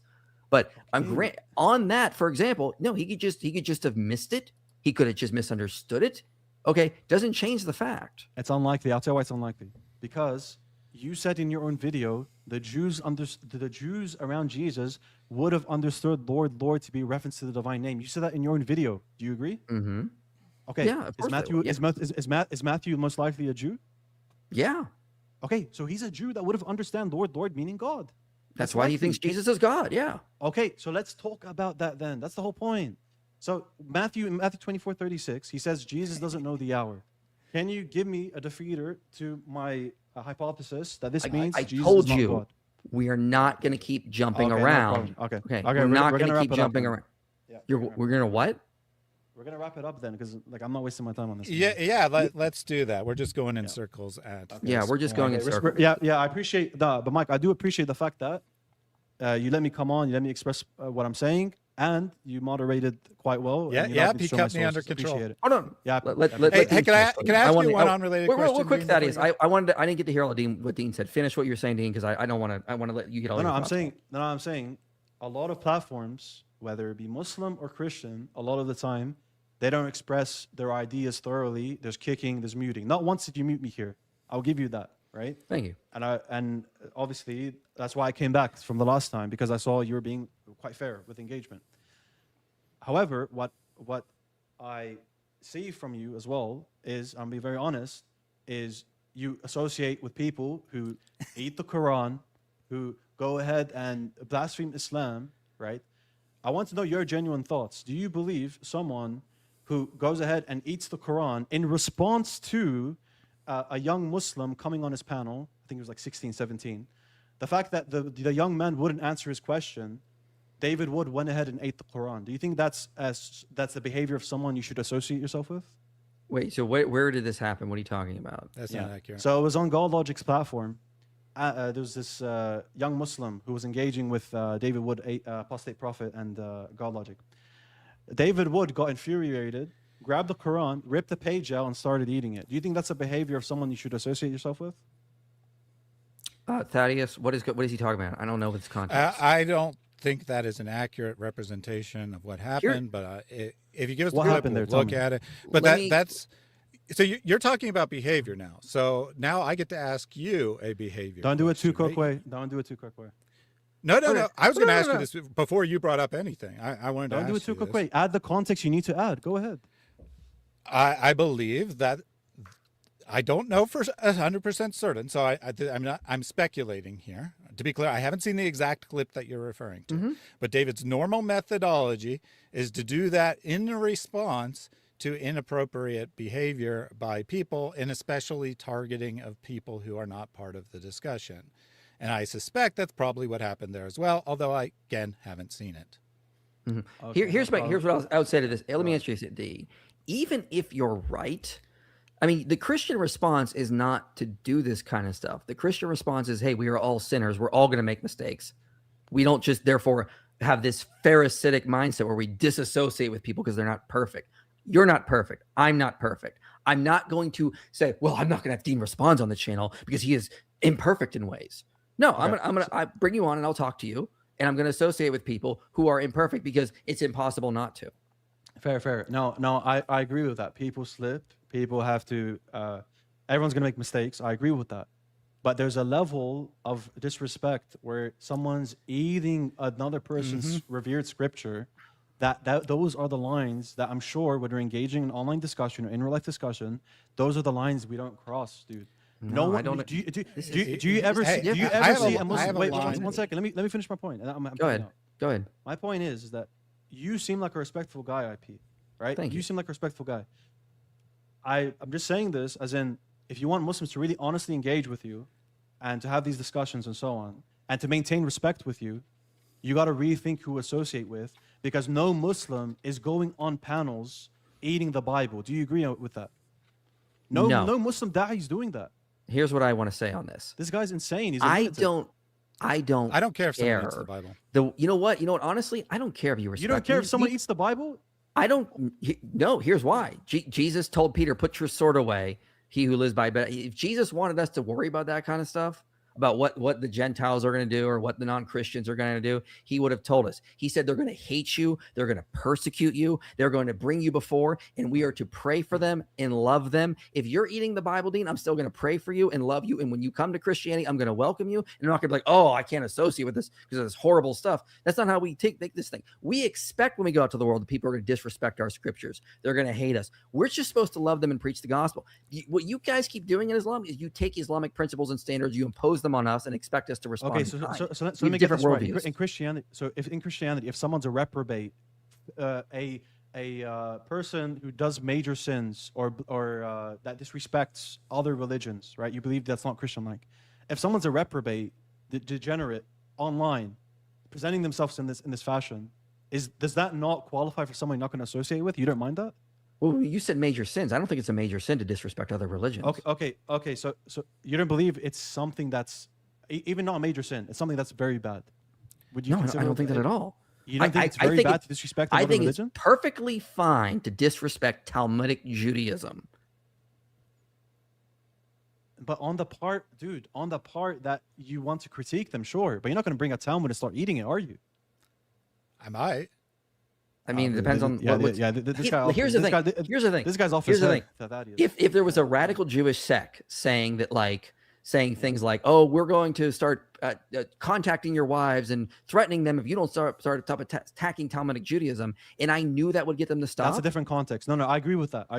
But okay, cool. But I'm talking about a context where there's a Muslim engaging with you, a young Muslim guy I'll engaging you with out, you. Dean. And then wait, one second. I'm just going to establish this point. That go ahead. Even putting that to the side, the whole Ennis thing, I can get you the clip later. But even using arguments like let's be honest, do you believe the Zut argument is actually a real argument against Islam, or do you believe that that's a misrepresentation of the Islamic texts? Really, the Zut. Oh, sorry, I didn't actually hear what you said there. The Zut, the Al Zut, right? Yeah. Do you think that's a misrepresentation of the Islamic text, or do you think that's an honest argument? David, I'll give you David's position. He says he's taking one of the interpretations of the text, but the point of that is, as he has said, the whole point is that if people are going to keep lying about what the Bible says by saying things like the Rebecca is 3 or Mary is 12, we're not going to lie, but we're going to take interpretations you're not going to like about texts that are plausible. But my whole thing about the whole Zut thing, and I'll tell you, I said this on Giant DOC's live. I don't think that happened. I don't think that happened at all. I think that's. So you don't think it's plausible then? Plausible what? It can be plausible and still not be true. Okay. Yeah. So do you think it's plausible, the reading? What? Like, what are you talking about? The Zut reading. Do you think that's plausible or not? I want to see if you're honest. So he's saying, given that these texts do have a historical basis, is David's reading plausible? It's one of the plausible readings. Okay, so you believe that. Okay.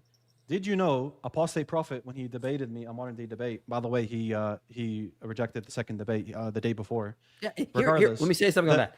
I want to say flat out, publicly, he should agree to the second debate. He absolutely should. Okay, beautiful. So what has he? So why don't you do you speak to him about that? Do you tell him, listen, why? I told him he should do it. I have told him personally he should debate you the second time. So he's engaging in bad faith by not engaging with it, right? He should definitely debate you. He is in the wrong there. He knows I think this, but I still love him as a Christian because I'm called to do that. I told you I work with imperfect people all the time. Okay, so but that was my point regardless. But I appreciate that. That's why, Mike, I don't see the way I see what's his name, AP and David Wood and such. I don't believe you'll ever grab a Quran and go ahead and eat it. But by associating with them, bro, even Christians on Twitter and YouTube, etc., they're pointing that out to you, and I'm just guessing that you're ignoring them or something because they're telling you, listen, bro, like, you even made a video on it saying, listen, I'll still associate with David Wood because he's a repentant sinner, whatever, right? Mm-hmm. But my point is that with the Zut thing, going back to that, even AP, in my debate with him, he said, yeah, no, that's a troll argument. He was pretty much saying. He was saying that's not a real argument. David Wood doesn't believe in that. He's just saying it's not an argument against the falsity of Islam, if that's what you mean. No. He means that he doesn't actually believe that's a likely reading of the text. That's what he told me, pretty much. Okay. No, maybe AP said that, maybe he didn't. I don't know. But if he just said it was a troll argument, he's saying it's not an argument against the truth of Islam. It could be true. He means that David doesn't intend people to take him seriously. Now, when David made that video on the Zut argument, did he make that video clarifying this is not an actual reading that is probable? It is an actual reading, though. It's just not the only so it's not just him being uncharitable, yeah? I don't know what's going on. I literally talked to him about it. Do you want me to bring him up here? He's being uncharitable. Yeah, they all contradicted themselves. The point is that he's not being maximum charitable. He's taking a possible interpretation that isn't the only possible interpretation that happens to be the worst one. Yes, he's not being charitable. That is an accurate statement. Okay, let me ask you something. If I take a merely possible interpretation where Jesus says, wait, Jesus says, don't wash your hands to the Pharisees. Not in that sense, literally, but he says, they tell him, why aren't your disciples washing your hands? and then I take a reading where it's like, yeah, Jesus is an unhygienic man because he doesn't want people to wash their hands before they eat. And then I don't clarify in the video, I am just doing this because you guys are being uncharitable. If I don't clarify that in the video, is that being honest in apologetics or is that being dishonest? I don't think he's being dishonest. I No, think the that's example I that's just a gave you. false dichotomy. That's a false dichotomy. Yeah, How is it think false? so. Go ahead. I think it's a bad analogy. Because right? it could just be that he forgot, or he's trying to push a point, or he says it somewhere else. I mean, like, there's a lot of other possible. He does say it somewhere else numerous times. does. Many Yeah. times before he made that Zoot video, he said, if you guys keep pushing all these ridiculous things about the Bible, we're going to stop being charitable and take the worst possible interpretation of every passage. That's he said if I remember Okay, correctly, so- that was his point. Yeah. Okay, so you're saying that the Zut reading he gives is a probable reading and he's not just being uncharitable. Is that your position? No, can be what both. Thaddeus just said, it could be a plausible reading, but the reason he's doing it is to get Muslims to stop taking uncharitable readings and lying about things in our Bible, like the Rebecca's 3, for example. Okay, but did he say in the video that blew up that he has on his channel, 400K views? Did he say that? I don't didn't say remember, within man. the video He itself. presents it as though it's an actual legit argument. Actually, he phrases it as a question. Can anyone explain this? If you want to be So technical. So he's saying that. So if a Muslim watches that, is he gonna think that what David's presenting is probable and that David believes in it? Yes. I don't know, man. This is Yes, they are. Yes, they are. no. So that shows Let me say. he's I let being you talk. Let me disingenuous, say something. Why Let can't me you say just he's something being here. disingenuous with the argument. Let me say something here. There If is you don't so want- much context Yeah, go here ahead, yeah. that I don't know to say, because again, you're talking about what David Wood thinks that, and I'm trying to go off memory at this point. Yeah, I believe AP did say it's a true argument, and I do remember David saying we're doing the Zut thing. We're taking this plausible, but one of the readings, and we're taking the most extreme, like reading in terms of making Muhammad look bad to get people to stop lying about the Bible. Like, I think that's what he said, if I remember correctly. Yeah, but when Muslims bring up arguments like Rebecca being 3, they actually believe that based on the evidence they have? David doesn't believe that with the Zut thing. He does. No, he does. He says he definitely believes it's the most plausible interpretation of the really? text. Okay. Whether he believes the text is historical or not, I'm not 100% certain. Okay. But given that the text is historical, he believes that's the most plausible interpretation. You of believe the that's text. so? Why did AP say that he's just using this? As a AP troll has a argument? different opinion. Oh my God. I don't know, man. You see how you guys are Maybe he contradicting misspoke. yourself? You're Yeah, asking me maybe. to read AP's mind. I know David personally. Maybe. I barely know AP. I don't know why AP said what he Deen, said. maybe AP did contradict him. I mean, like, no one claims that everyone is perfect here, as I said earlier. Okay. This is all going back to why should I associate with David Wood, right? That's what this is about, right? Exactly. And my two points are this. One, he eats the Quran not in self-defense type of thing. He eats the Quran when a young Muslim comes on his panel and is trying to make an argument and is interrupting him. Did he So, warn him beforehand? I'm going to help you out. I'm going to help you out, Dean. What does If- warning have to do with anything, dude? Why would you no, warn that? Hold on. You're Just being let me interrupted. help I'm you actually out. just curious. You're I'm actually just going to curious. like what I say. Probably You're did. gonna I like don't what know. say. Probably. Okay. If you are correct and there is no context that justifies David eating the Quran in that particular instance, after I review it, then I will personally and publicly say David was wrong in that instance. Okay. Is that likewise, Mike? If that's fine. He was wrong there, sure, but I don't see that as a major sin. Let's be clear. I see that as a minor issue because, again, I don't care if someone eats the Bible because my faith is not based on a translation of a book somewhere or something like that. No. The point is, it's not that's the same for us, bro. But the point is that someone's purposely engaging in bad faith and disrespect, harboring ill intent when he's arguing. Right now, listen. If someone's going to be going around blaspheming Christianity as a Muslim, I'll be the first to condemn them on that. I'll say, "What are you doing? You shouldn't be doing that." Right? Even if it's figures that I don't revere, like Paul, I'll just be like, bro, what are you doing? In the Quran, it teaches us not to disrespect those people's gods, like your God or whatever else, Hindu God or whatever, because they're going to blaspheme you back, right? But the point I'm saying is that is there any line that someone can cross for you not to associate with them as a Christian? Yeah, in the video that I talked about David Wood, it was they're committing a major sin, something like sexual sin, and they're not repenting. So let's say, for example, Thaddeus here were to have an affair. And I would say, Thaddeus, don't have an affair. No, it's fine. Okay, I can't associate with that's excommunicato, and that's in a colloquial sense, I guess, not like in an official church doctrine sense. But I would excommunicate him in terms of association. That's a major moral sin. I don't think if somebody started eating pages of the Bhagavad Gita, for example, I forget how to pronounce that, but again, the Gita. I'm not okay, weird, but I mean, it's not a major sin in my view. If someone intentionally goes ahead and tries to disrespect other religions, not in self-defense, but he goes out of his way to disrespect them. He goes out of his way to do that. And do you believe that someone going out of the way to disrespect other religions is a sin, like something that a Christian shouldn't be doing? I would Other say religions. So for example, if Thaddeus do. Oh wait, I'll I mean, give you an do you want me to example. answer or not? One second, I'll just give you an example. If Thaddeus right now, out of nowhere, grabs a Quran, starts eating it to try and instigate hate and try to get a reaction out of me, do you condemn that? I would say, Thaddeus, not right now. I mean, this is not helping the conversation. Not right now. What are you talking about? So there's a time where you can. Yes, because you said there were times earlier we could, like in response to what you said. In David the sense that, no. So you shouldn't be saying not right now. You should be saying Deen hasn't done anything for you to do that. What are you doing? Okay, that's fair. That's Okay, kind of what I meant. I just said it in my own words, you know. All right. So if that's what you meant, fair. Okay. Now, if Thaddeus goes ahead and says, "I don't care. I'm gonna keep doing it," are you gonna disassociate from him? I would be like, all right, this.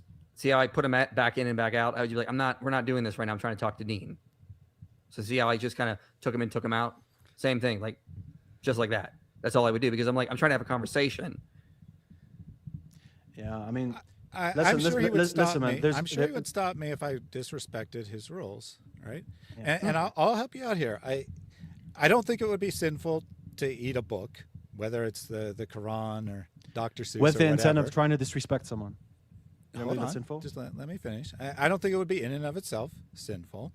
I think it would be unwise to do it for no reason whatsoever. I think it would be something I would refuse to associate with.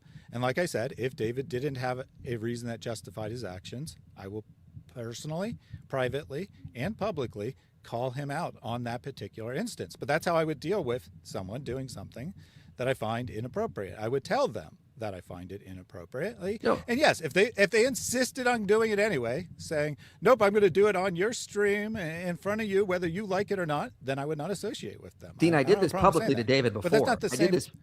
I did this publicly. When right after Charlie Kirk was shot, I went on David Woods to do a stream, and he actually put something under Candace Owens' tweet attacking her. And I said on that stream, people go back, it's on his channel, I said, I don't think this was the time, David, for that. I think that was wrong. Now I think it's fine because she's lost her freaking mind. But I mean, like at that very moment, I think it just wasn't the time. And I told him that. So I'm fine saying, yeah, I think you went a little too far at this time. Okay, so the same way Thaddeus said that if it's the case that David got a Quran and ate it in response to just a young Muslim boy interrupting him in a StreamYard, you're gonna publicly also make a comment and say, listen, you don't advocate for this type of thing, and you condemn what he did. Is that fair? I mean, I'm not gonna make a big tweet about it because I have other things. I'm saying right now, if that happens, yeah, he went too far. Big deal. It's not like a major sin, though. Okay. Yeah, it's nothing in the world, but we got to have a consistency argument here.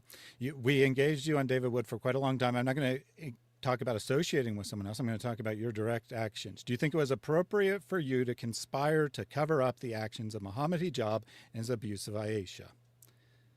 No, I don't believe any of that was wrong.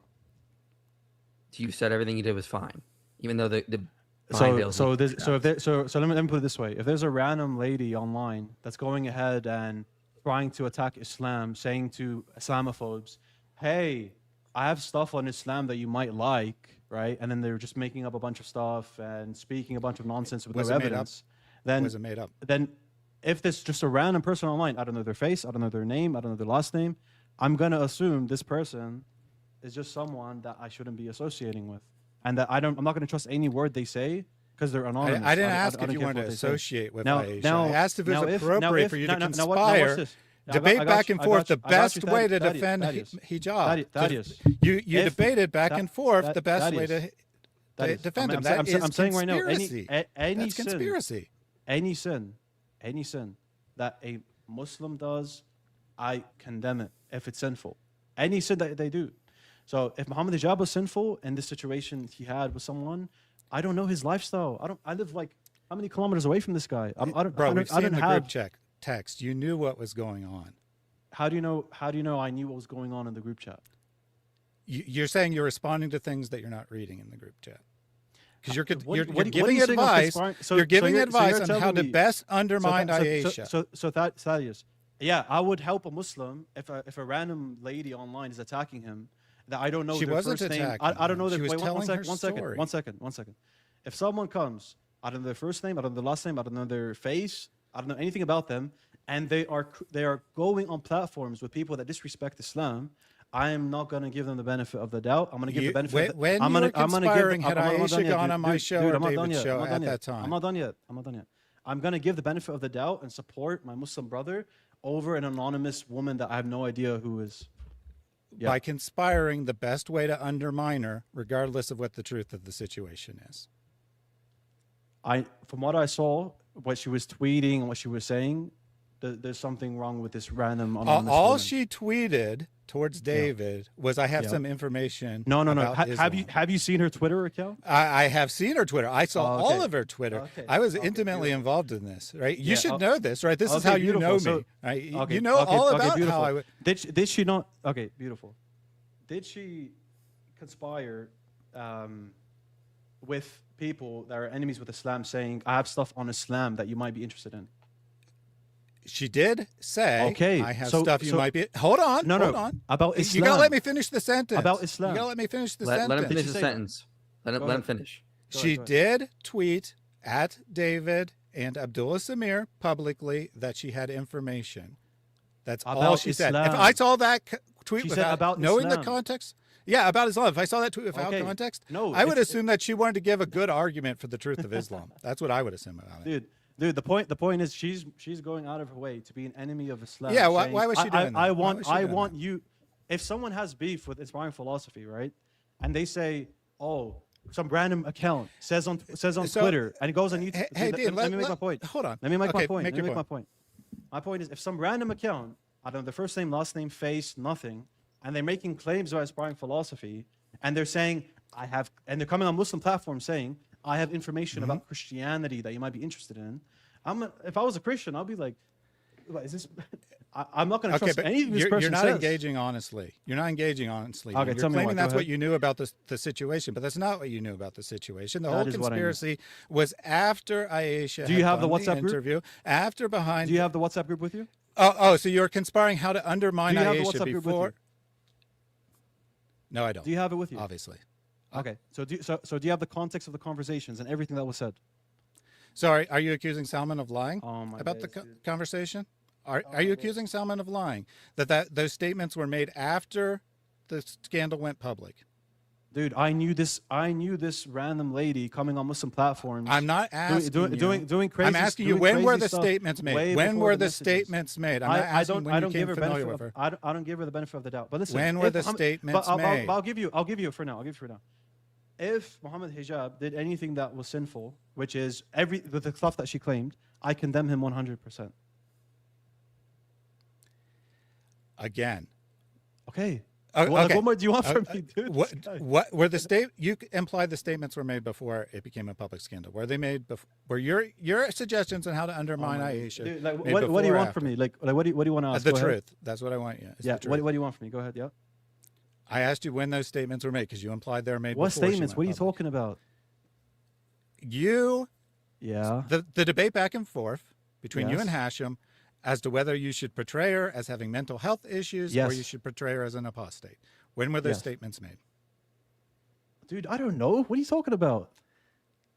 You're just bringing random WhatsApp messages from months ago. Like, what are you talking about? Okay, I got my answer. So what's So- the context so of here- the conversation? What's the context of the conversation? The context why are we, is Yeah. you're advising Hijab on how to make a video response that he claims is not his response, but we all know it is Okay. his response. Okay. You're plotting on the best way to undermine this woman. You're not concerned whether her I'm story's saying true or not. I'm saying that my opinion is that she's mentally ill considering how she conducts herself online. Yeah, I know your video. I responded to your whole video. You you lost out. They decided to Okay. portray her as an apostate, and you lost out because you wanted to portray her as mentally ill. If she's mentally ill and apostate, both ways, she's not trustworthy in her testimony. But both are false. She's not an apostate, and she's not How do mentally you know? ill. How do you know she's not an apostate? Do you know the nullifiers of Islam? What are the 10 nullifiers of Islam? Tell me. Are you going to say she's apostate because she doubts tenets of Islam? So one of the nullifiers of Islam, just to educate you, you collude with the enemies of Islam against She wasn't a colluding Muslim. with anyone. Yeah. So if So someone, if you go to the someone, police, yeah, dude, hold on a second. I'm educating Can I you ask- here. I'm educating you. I got you. So No, part of the you're not nulli- educating me. I know part this. of- I just part of didn't the know where you were nawaqid- going to go. Part of the go ahead. nawaqid of Islam. I'm gonna lay this out, and then that's it, bro. If you're gonna, by the way, Mike, after I lay this out, I would expect you to message AP to debate me on modern day debate, right? Considering, Again, he should. I've already said that. and by the way, do you condemn the fact that he called me a rapist? I don't remember this at all. Wallahi, uqsim billah, a modern day debate was there. This dude crashed out after I debated him, didn't insult him, nothing. At the end of the debate, this guy started calling me a rapist in the back studio. Do you condemn that? Well, yeah, you shouldn't call you a rapist if there's no evidence Okay. that you are. No, Yeah. that's wrong. So you Yeah, associate he said he got yourselves with emotional. Okay, But he dude. said he got emotional. Why He is said he was wrong. So why is he? Didn't he say he got emotional? Okay. So why was He he? said He's that getting after. emotional. He's getting emotional about me interrupting him. Like, is he that unstable? What? What are you trying to do? Here? You just trying to make guilt by Dean, association? why are you trying? Why are you trying to change this to be on what I'm AP? saying? What I'm saying right? is You can't raise anything against Mike. You so you associate talk people about mentally- other people. I Yeah, talk you asso- directly you about associate you, and yourself then with you men- change the here, subject to AP. Thaddeus, you associate yourself with those that are mentally ill, right? And you guys still associate yourselves with them, and they dodge debates. Okay, I will tell you Who right dodges now, debates? Oh, AP. AP dodged a debate, did he not? I don't once know. again I have said no he idea. should agree to the second debate. Okay, beautiful. Now I'm gonna just make my last statement on what you're saying. What you're saying is, she's not an apostate. What's your evidence for that? If she goes to allies of Islam trying to attack Islam because she said she has evidence against Islam, then she's an apostate. That's the ruling Okay. of Islam. All right. So So- you want to say that if she works with enemies of Islam against Muslims, yes. So in your against view, she's Muslims. already going So- to hell. Yeah, No, she's it already doesn't mean apostate that. according to you. That's fine. That's fine. Just You can argue curious. that she's an apostate, and in your view, that makes her testimony invalid. I got your defense, but let me just make sure that you're consistent here. Is it wrong for a Muslim to go to the police to turn in a Muslim who's done a crime against them, or seek help from the police for a Muslim does a crime against them? Say a Muslim breaks into your house, you got it on video camera. No, You go to the police with it. Is that wrong or right? No, And the non-Muslim police, that's obviously. fine. That's fine. What is the difference then? Aisha was abused. Yeah, She had crimes committed against her. But that's circular. Because how do we know she got abused? She's saying from her testimony. Well, how do you? Oh, Yeah, okay, her thanks, testimony is bro. Thanks, reliable. bro. Her testimony is reliable. How No, do you it's know it's circular on your reliable? That's part. circular. You're saying her testimony is unreliable. I'm judging her testimony on its Yeah, own right. so It the- has so all the the point- the marks point is- of okay, here. believable, If and it's someone- backed. It's Here, backed by I a got Sheikh you. Tarani. That It's is- backed by that is- Muhammad Hijab's text that is- messages. that It's is- backed by the investigation of behind that is- veils. It's reliable. That is. Yeah. If someone is wrong in a Muslim, like I'll tell you straight up, if someone's wrong, you have to go to an independent Muslim investigation, right? You got to have people that are Muslims it's not- investigate the issue, and they have to get testimonies over what happened, right? Yeah, Now, and that's what when happened. there's, yeah, okay. So do we have any testimonies that this nikah supposedly happened? Yeah. Can we have Okay, text from who? messages? Yeah. No testimonies. When you have a nikah and you get married to someone, Only- when you only get people married- count in when Islam. you get married, wait one second. my When God. you get married to someone in Islam, there are people that are there that you trust that are give testimonies, right? Uh-huh. Do we have anyone that was there that gave testimonies? Oh, they have to be there now. So someone course. knowing them, Of and course, a that's- highly reliable sheikh from the community knowing and testifying to it, that doesn't count anymore. Which sheikh was that? You got to Which see sheikh if you're was on that? eyeballs. Which sheikh Sheikh is that? Durrani. And didn't he contradict himself later? He was being blackmailed by Oh, hijab, okay, and he okay, actually and- didn't and contradict. that's another Hey, claim, hold on, dude. Oh my days. hold Let on, him finish. hold Let on. him finish. Oh my days, dude. If you actually watch, he didn't contradict. He worded it very carefully to sound like a defense of his hijab that didn't contradict his statements. He said, Okay. "If I've said something wrong, I apologize." Okay, so Was he a witness to the nikah, the contract? He was not literally a witness. He All talked to good. witnesses himself. So Islamically speaking, if someone's gonna say I was married to this person and yeah. did me wrong, you need testimonies from those that were I there, know. dude. You're right. Okay. You're right. There You're we right. go. You're right. According to Islam, testimony only counts if it's from the eyewitnesses. And Yes. the two eyewitnesses, or I guess the three, right? The three eyewitnesses were handpicked by hijab. So no one can ever prove that he actually did this. We know. We got all the text messages. We got hijab's own statements. What's the evidence? Okay, first. It's not Islam. It doesn't count under Islam. I give you that. I give you I'll- that. But it I'll- would I'll count even in a grant court you of that. law. I'll even Would grant you count, that. yeah. I'll grant you that. I'll even grant you that. You know, if someone does a nikah contract, right? You need permission from the father, correct? Yeah, Yeah. Okay. Did she get permission from her father? she did. All right. What's the evidence for that? Her father's testimony. Okay. Who's her father? What's his first name and last name? Why is that relevant? Hey, you don't have anything, bro. You don't have anything. Right. We don't have it's first not- names, last names, individuals, personalities, and you guys are just like Right, making claims out of nowhere. because people are afraid of being abused by the Dawa okay. gang community. Okay, They so- remain anonymous, so we can't trust them. I got it. Okay, so whatever you say, you can always lay it back to, oh, they're too scared to come out. Why can't I say that? But we they're just- also saw all the Yeah, text go on. messages. We saw all the evidence from hijab how do you where know he that's from faked yeah, multiple how, things. How do you know that's from hijab?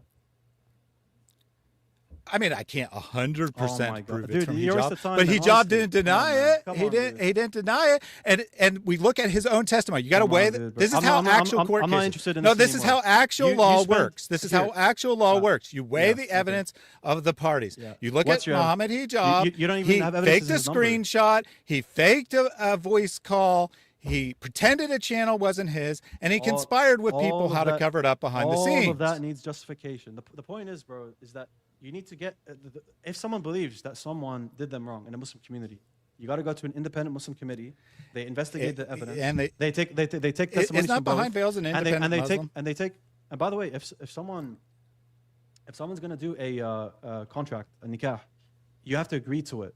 So if she agreed to a nikah contract, and those people that were there, supposedly they were there and they were handpicked by hijab or whatever, like you're saying, she chose that for herself, and her father chose that for herself. She was tricked. Yeah, she was manipulated her into it. I agree. She was gaslighted. So She- why do she I? was So why do I care groomed. about some? So even if I grant everything's true, why do I care about some dumb girl that put herself in that situation? Why do I care? Some dumb apostate. Why do I care? Well, obviously you don't. I mean, Yeah, we've established I that I quite don't, well. I don't know anything. I don't know anything of her. I don't know her first name, last name. I don't know anything of her. Yeah. Okay, if Yeah, someone you puts, don't care, if right? someone puts You don't themselves in care? a Okay. situation where it's happening, it happens. Yeah, it's all her fault. I got you. regardless of- It's all her fault. So I'm giving you both. Granted, it happened. She put herself in that situation, and now she's saying, "Oh, he did me wrong." But you agreed to the nikah contract. Then, if it didn't happen, which I'm always going to maintain, because I'm going to give hijab the benefit of the doubt over an anonymous person. If it didn't except happen, hijab did if admit to it didn't, dude, stop interrupting me. If it didn't happen, then again, there's nothing for me to condemn. But what I'm bringing to you is tangible video evidence where What? sorry, apostate pro. I don't want to disrespect him, so you guys can think that was honestly slip of the tongue. So Freudian apostate slip. prophet- yeah. So apostate yeah. prophet- So we Yeah, brought. I well, have video first of evidence all, of him- video I have evidence video evidence doesn't of him calling count, me a right? rapist. It's got to be eyewitness David Wood is eating testimony. the Quran. Do you have It's gotta be video eyewitness evidence of anything you're testimony. saying? It's got to be ahead. eyewitness testimony, right? Video Yeah, doesn't it's video. count. It's video evidence right there for you to Yeah, see. video doesn't count. It's got to be Yeah, eyewitness testimony. modern day debate. I can give you emails from modern day debate saying he did say that. You want to see it? Well, we'd have to get him on here and hear from himself, because you could have just faked those emails. You see how this game works? Yeah, I'm not actually denying this happened. that's To be possible. clear, I'm not but actually denying this happened. That's I'm just possible. saying Yeah. this is how the game plays. Beautiful, beautiful. Go and clarify with him and ask him, did AP call me a rapist? You can get your answer. How about that? I have All no idea. I've never heard All right, this. beautiful. But we'll end it there according to then. Mike, if you wanna, AP if you wanna invite already anyone else admitted up, it and if you want to confessed to invite it anyone else himself. up, that's fine. I'm not interested in what you do in your free time talking about Muslim drama. I deal with intellectual arguments, as we were Sure just you dealing do. with right Sure now. you do. So we're talking about whether Jesus claims to be God, etc. I was interested in that, and then the point is, hey, You were Bro, the one who come brought up. on. You brought You up brought David up Wood, David Wood's apostate behavior. prophet, and then Thaddeus just wanted to see a little consistency here. That's all that was going on. If that was all you were interested about, why did you even bring up David Wood and AP? No, what I'm saying is that's what I focus on in my free time. You focus on Fair your free enough. time talking about drama, right? No, I don't. But whatever, I whatever, dude, focus. whatever you want. Dude, Thaddeus, it's fine.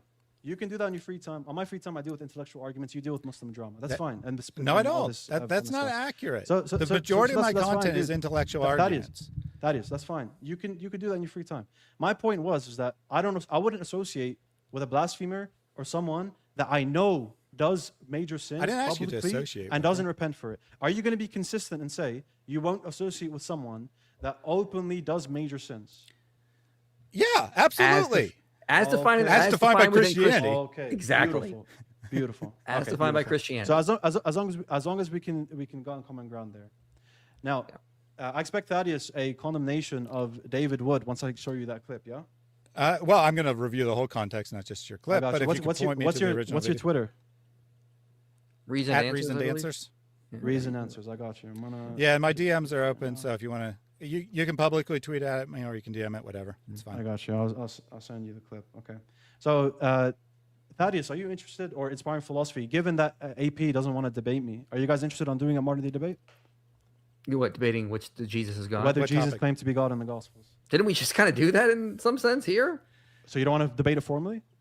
I mean, I can. I'm just saying, but didn't we just do that? You want to do it Yeah, again? but you didn't want to engage with Matthew 24:36. I want you. To Yeah, I'd be happy to engage with that argument. The problem was that wasn't really what your argument was today. You Okay. were playing. Okay. So Thaddeus, you want to debate me on that? Yeah. Sure. I could, yeah, I'll do Okay. it too. beautiful. I mean, I yeah. can, Thaddeus, whatever. you got TikTok? I technically have a TikTok, but I don't have any content posted on it. So if No you're just problem, talking about like no problem. messaging So me, that'd be as long as you can go on live, you can go on live. Yeah. Right. yeah. Okay. Well, okay, we beautiful. we can do that, Dean. But just remember You don't remember need on it. You don't need any. Insta- Sorry, I'm not familiar with TikTok, but my understanding is you have to have a certain number of subscribers to make a live, but I don't think you have to have any to join a live. Yes, right? to join online, that's fine. Yeah.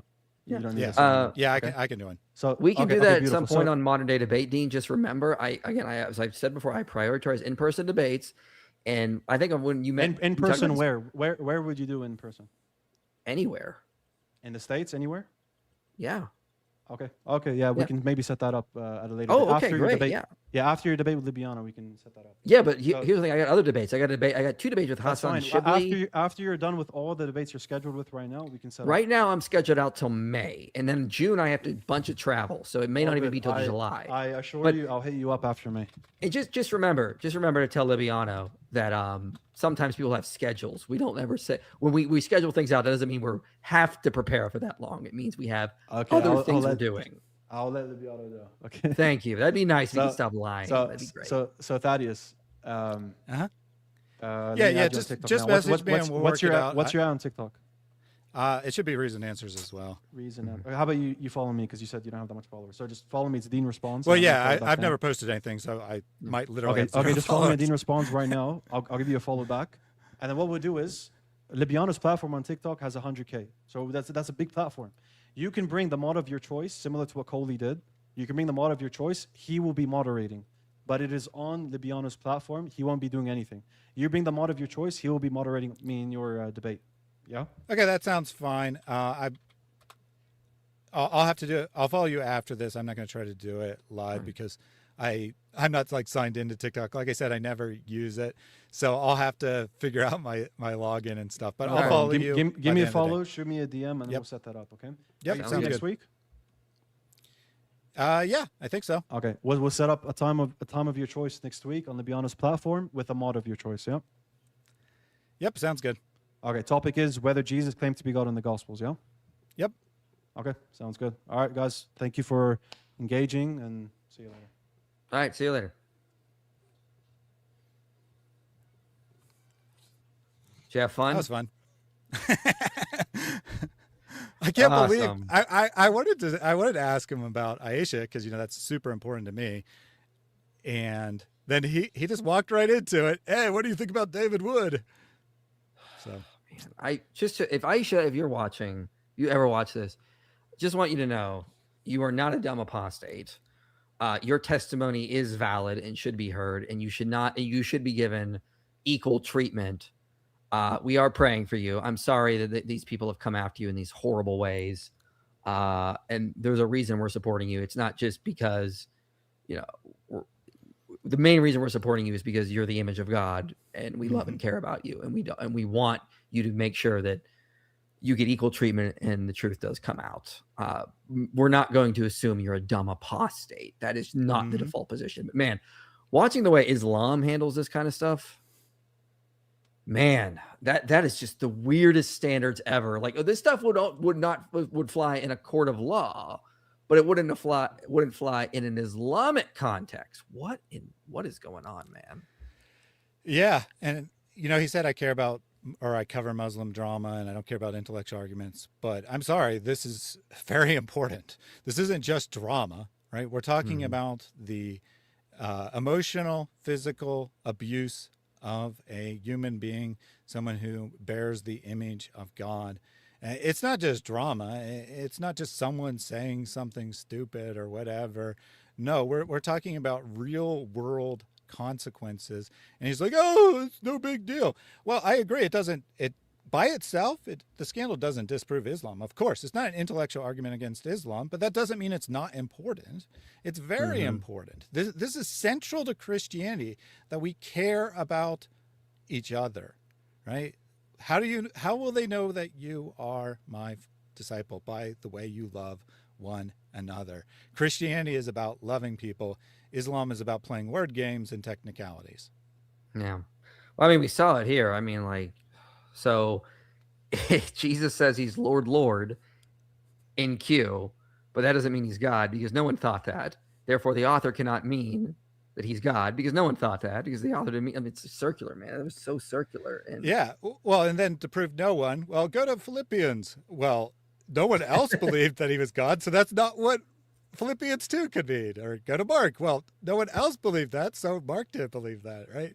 It was just the same thing every time. And then he tried to appeal to 2nd, 3rd century church scholars, which normally I would agree that's a valid way to, or that's a valid piece of evidence to inform your view. But he's telling us our view is anachronistic, right?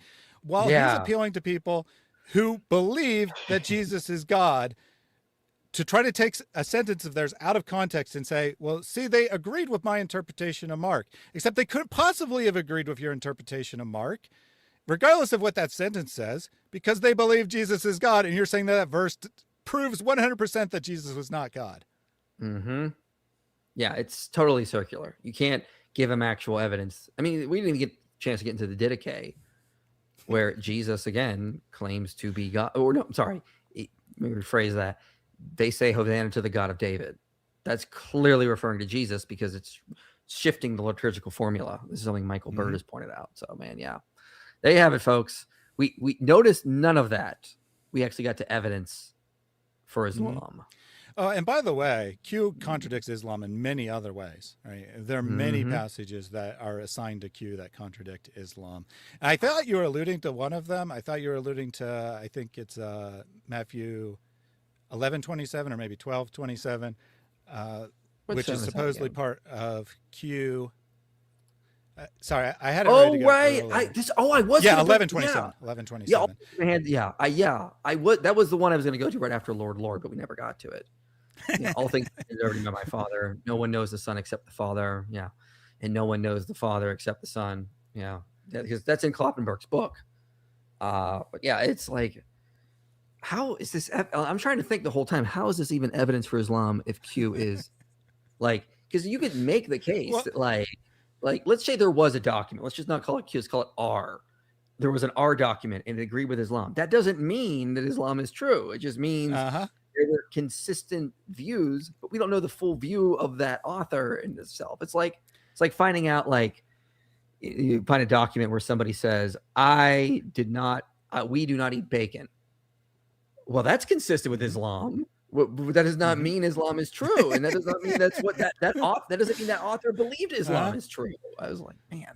But he was trying to say it was the earliest, but no one actually says that, right? The universal consensus of all scholars, other than like some fringe nutcases, is that the pre-Pauline creeds found in Philippians and 1 Corinthians are the earliest text of the New Testament. And probably most critical scholars would probably say the letters of Paul predate Q as well. I mean, who knows when Q is written, obviously. Those who, even affirm Q hypothesis.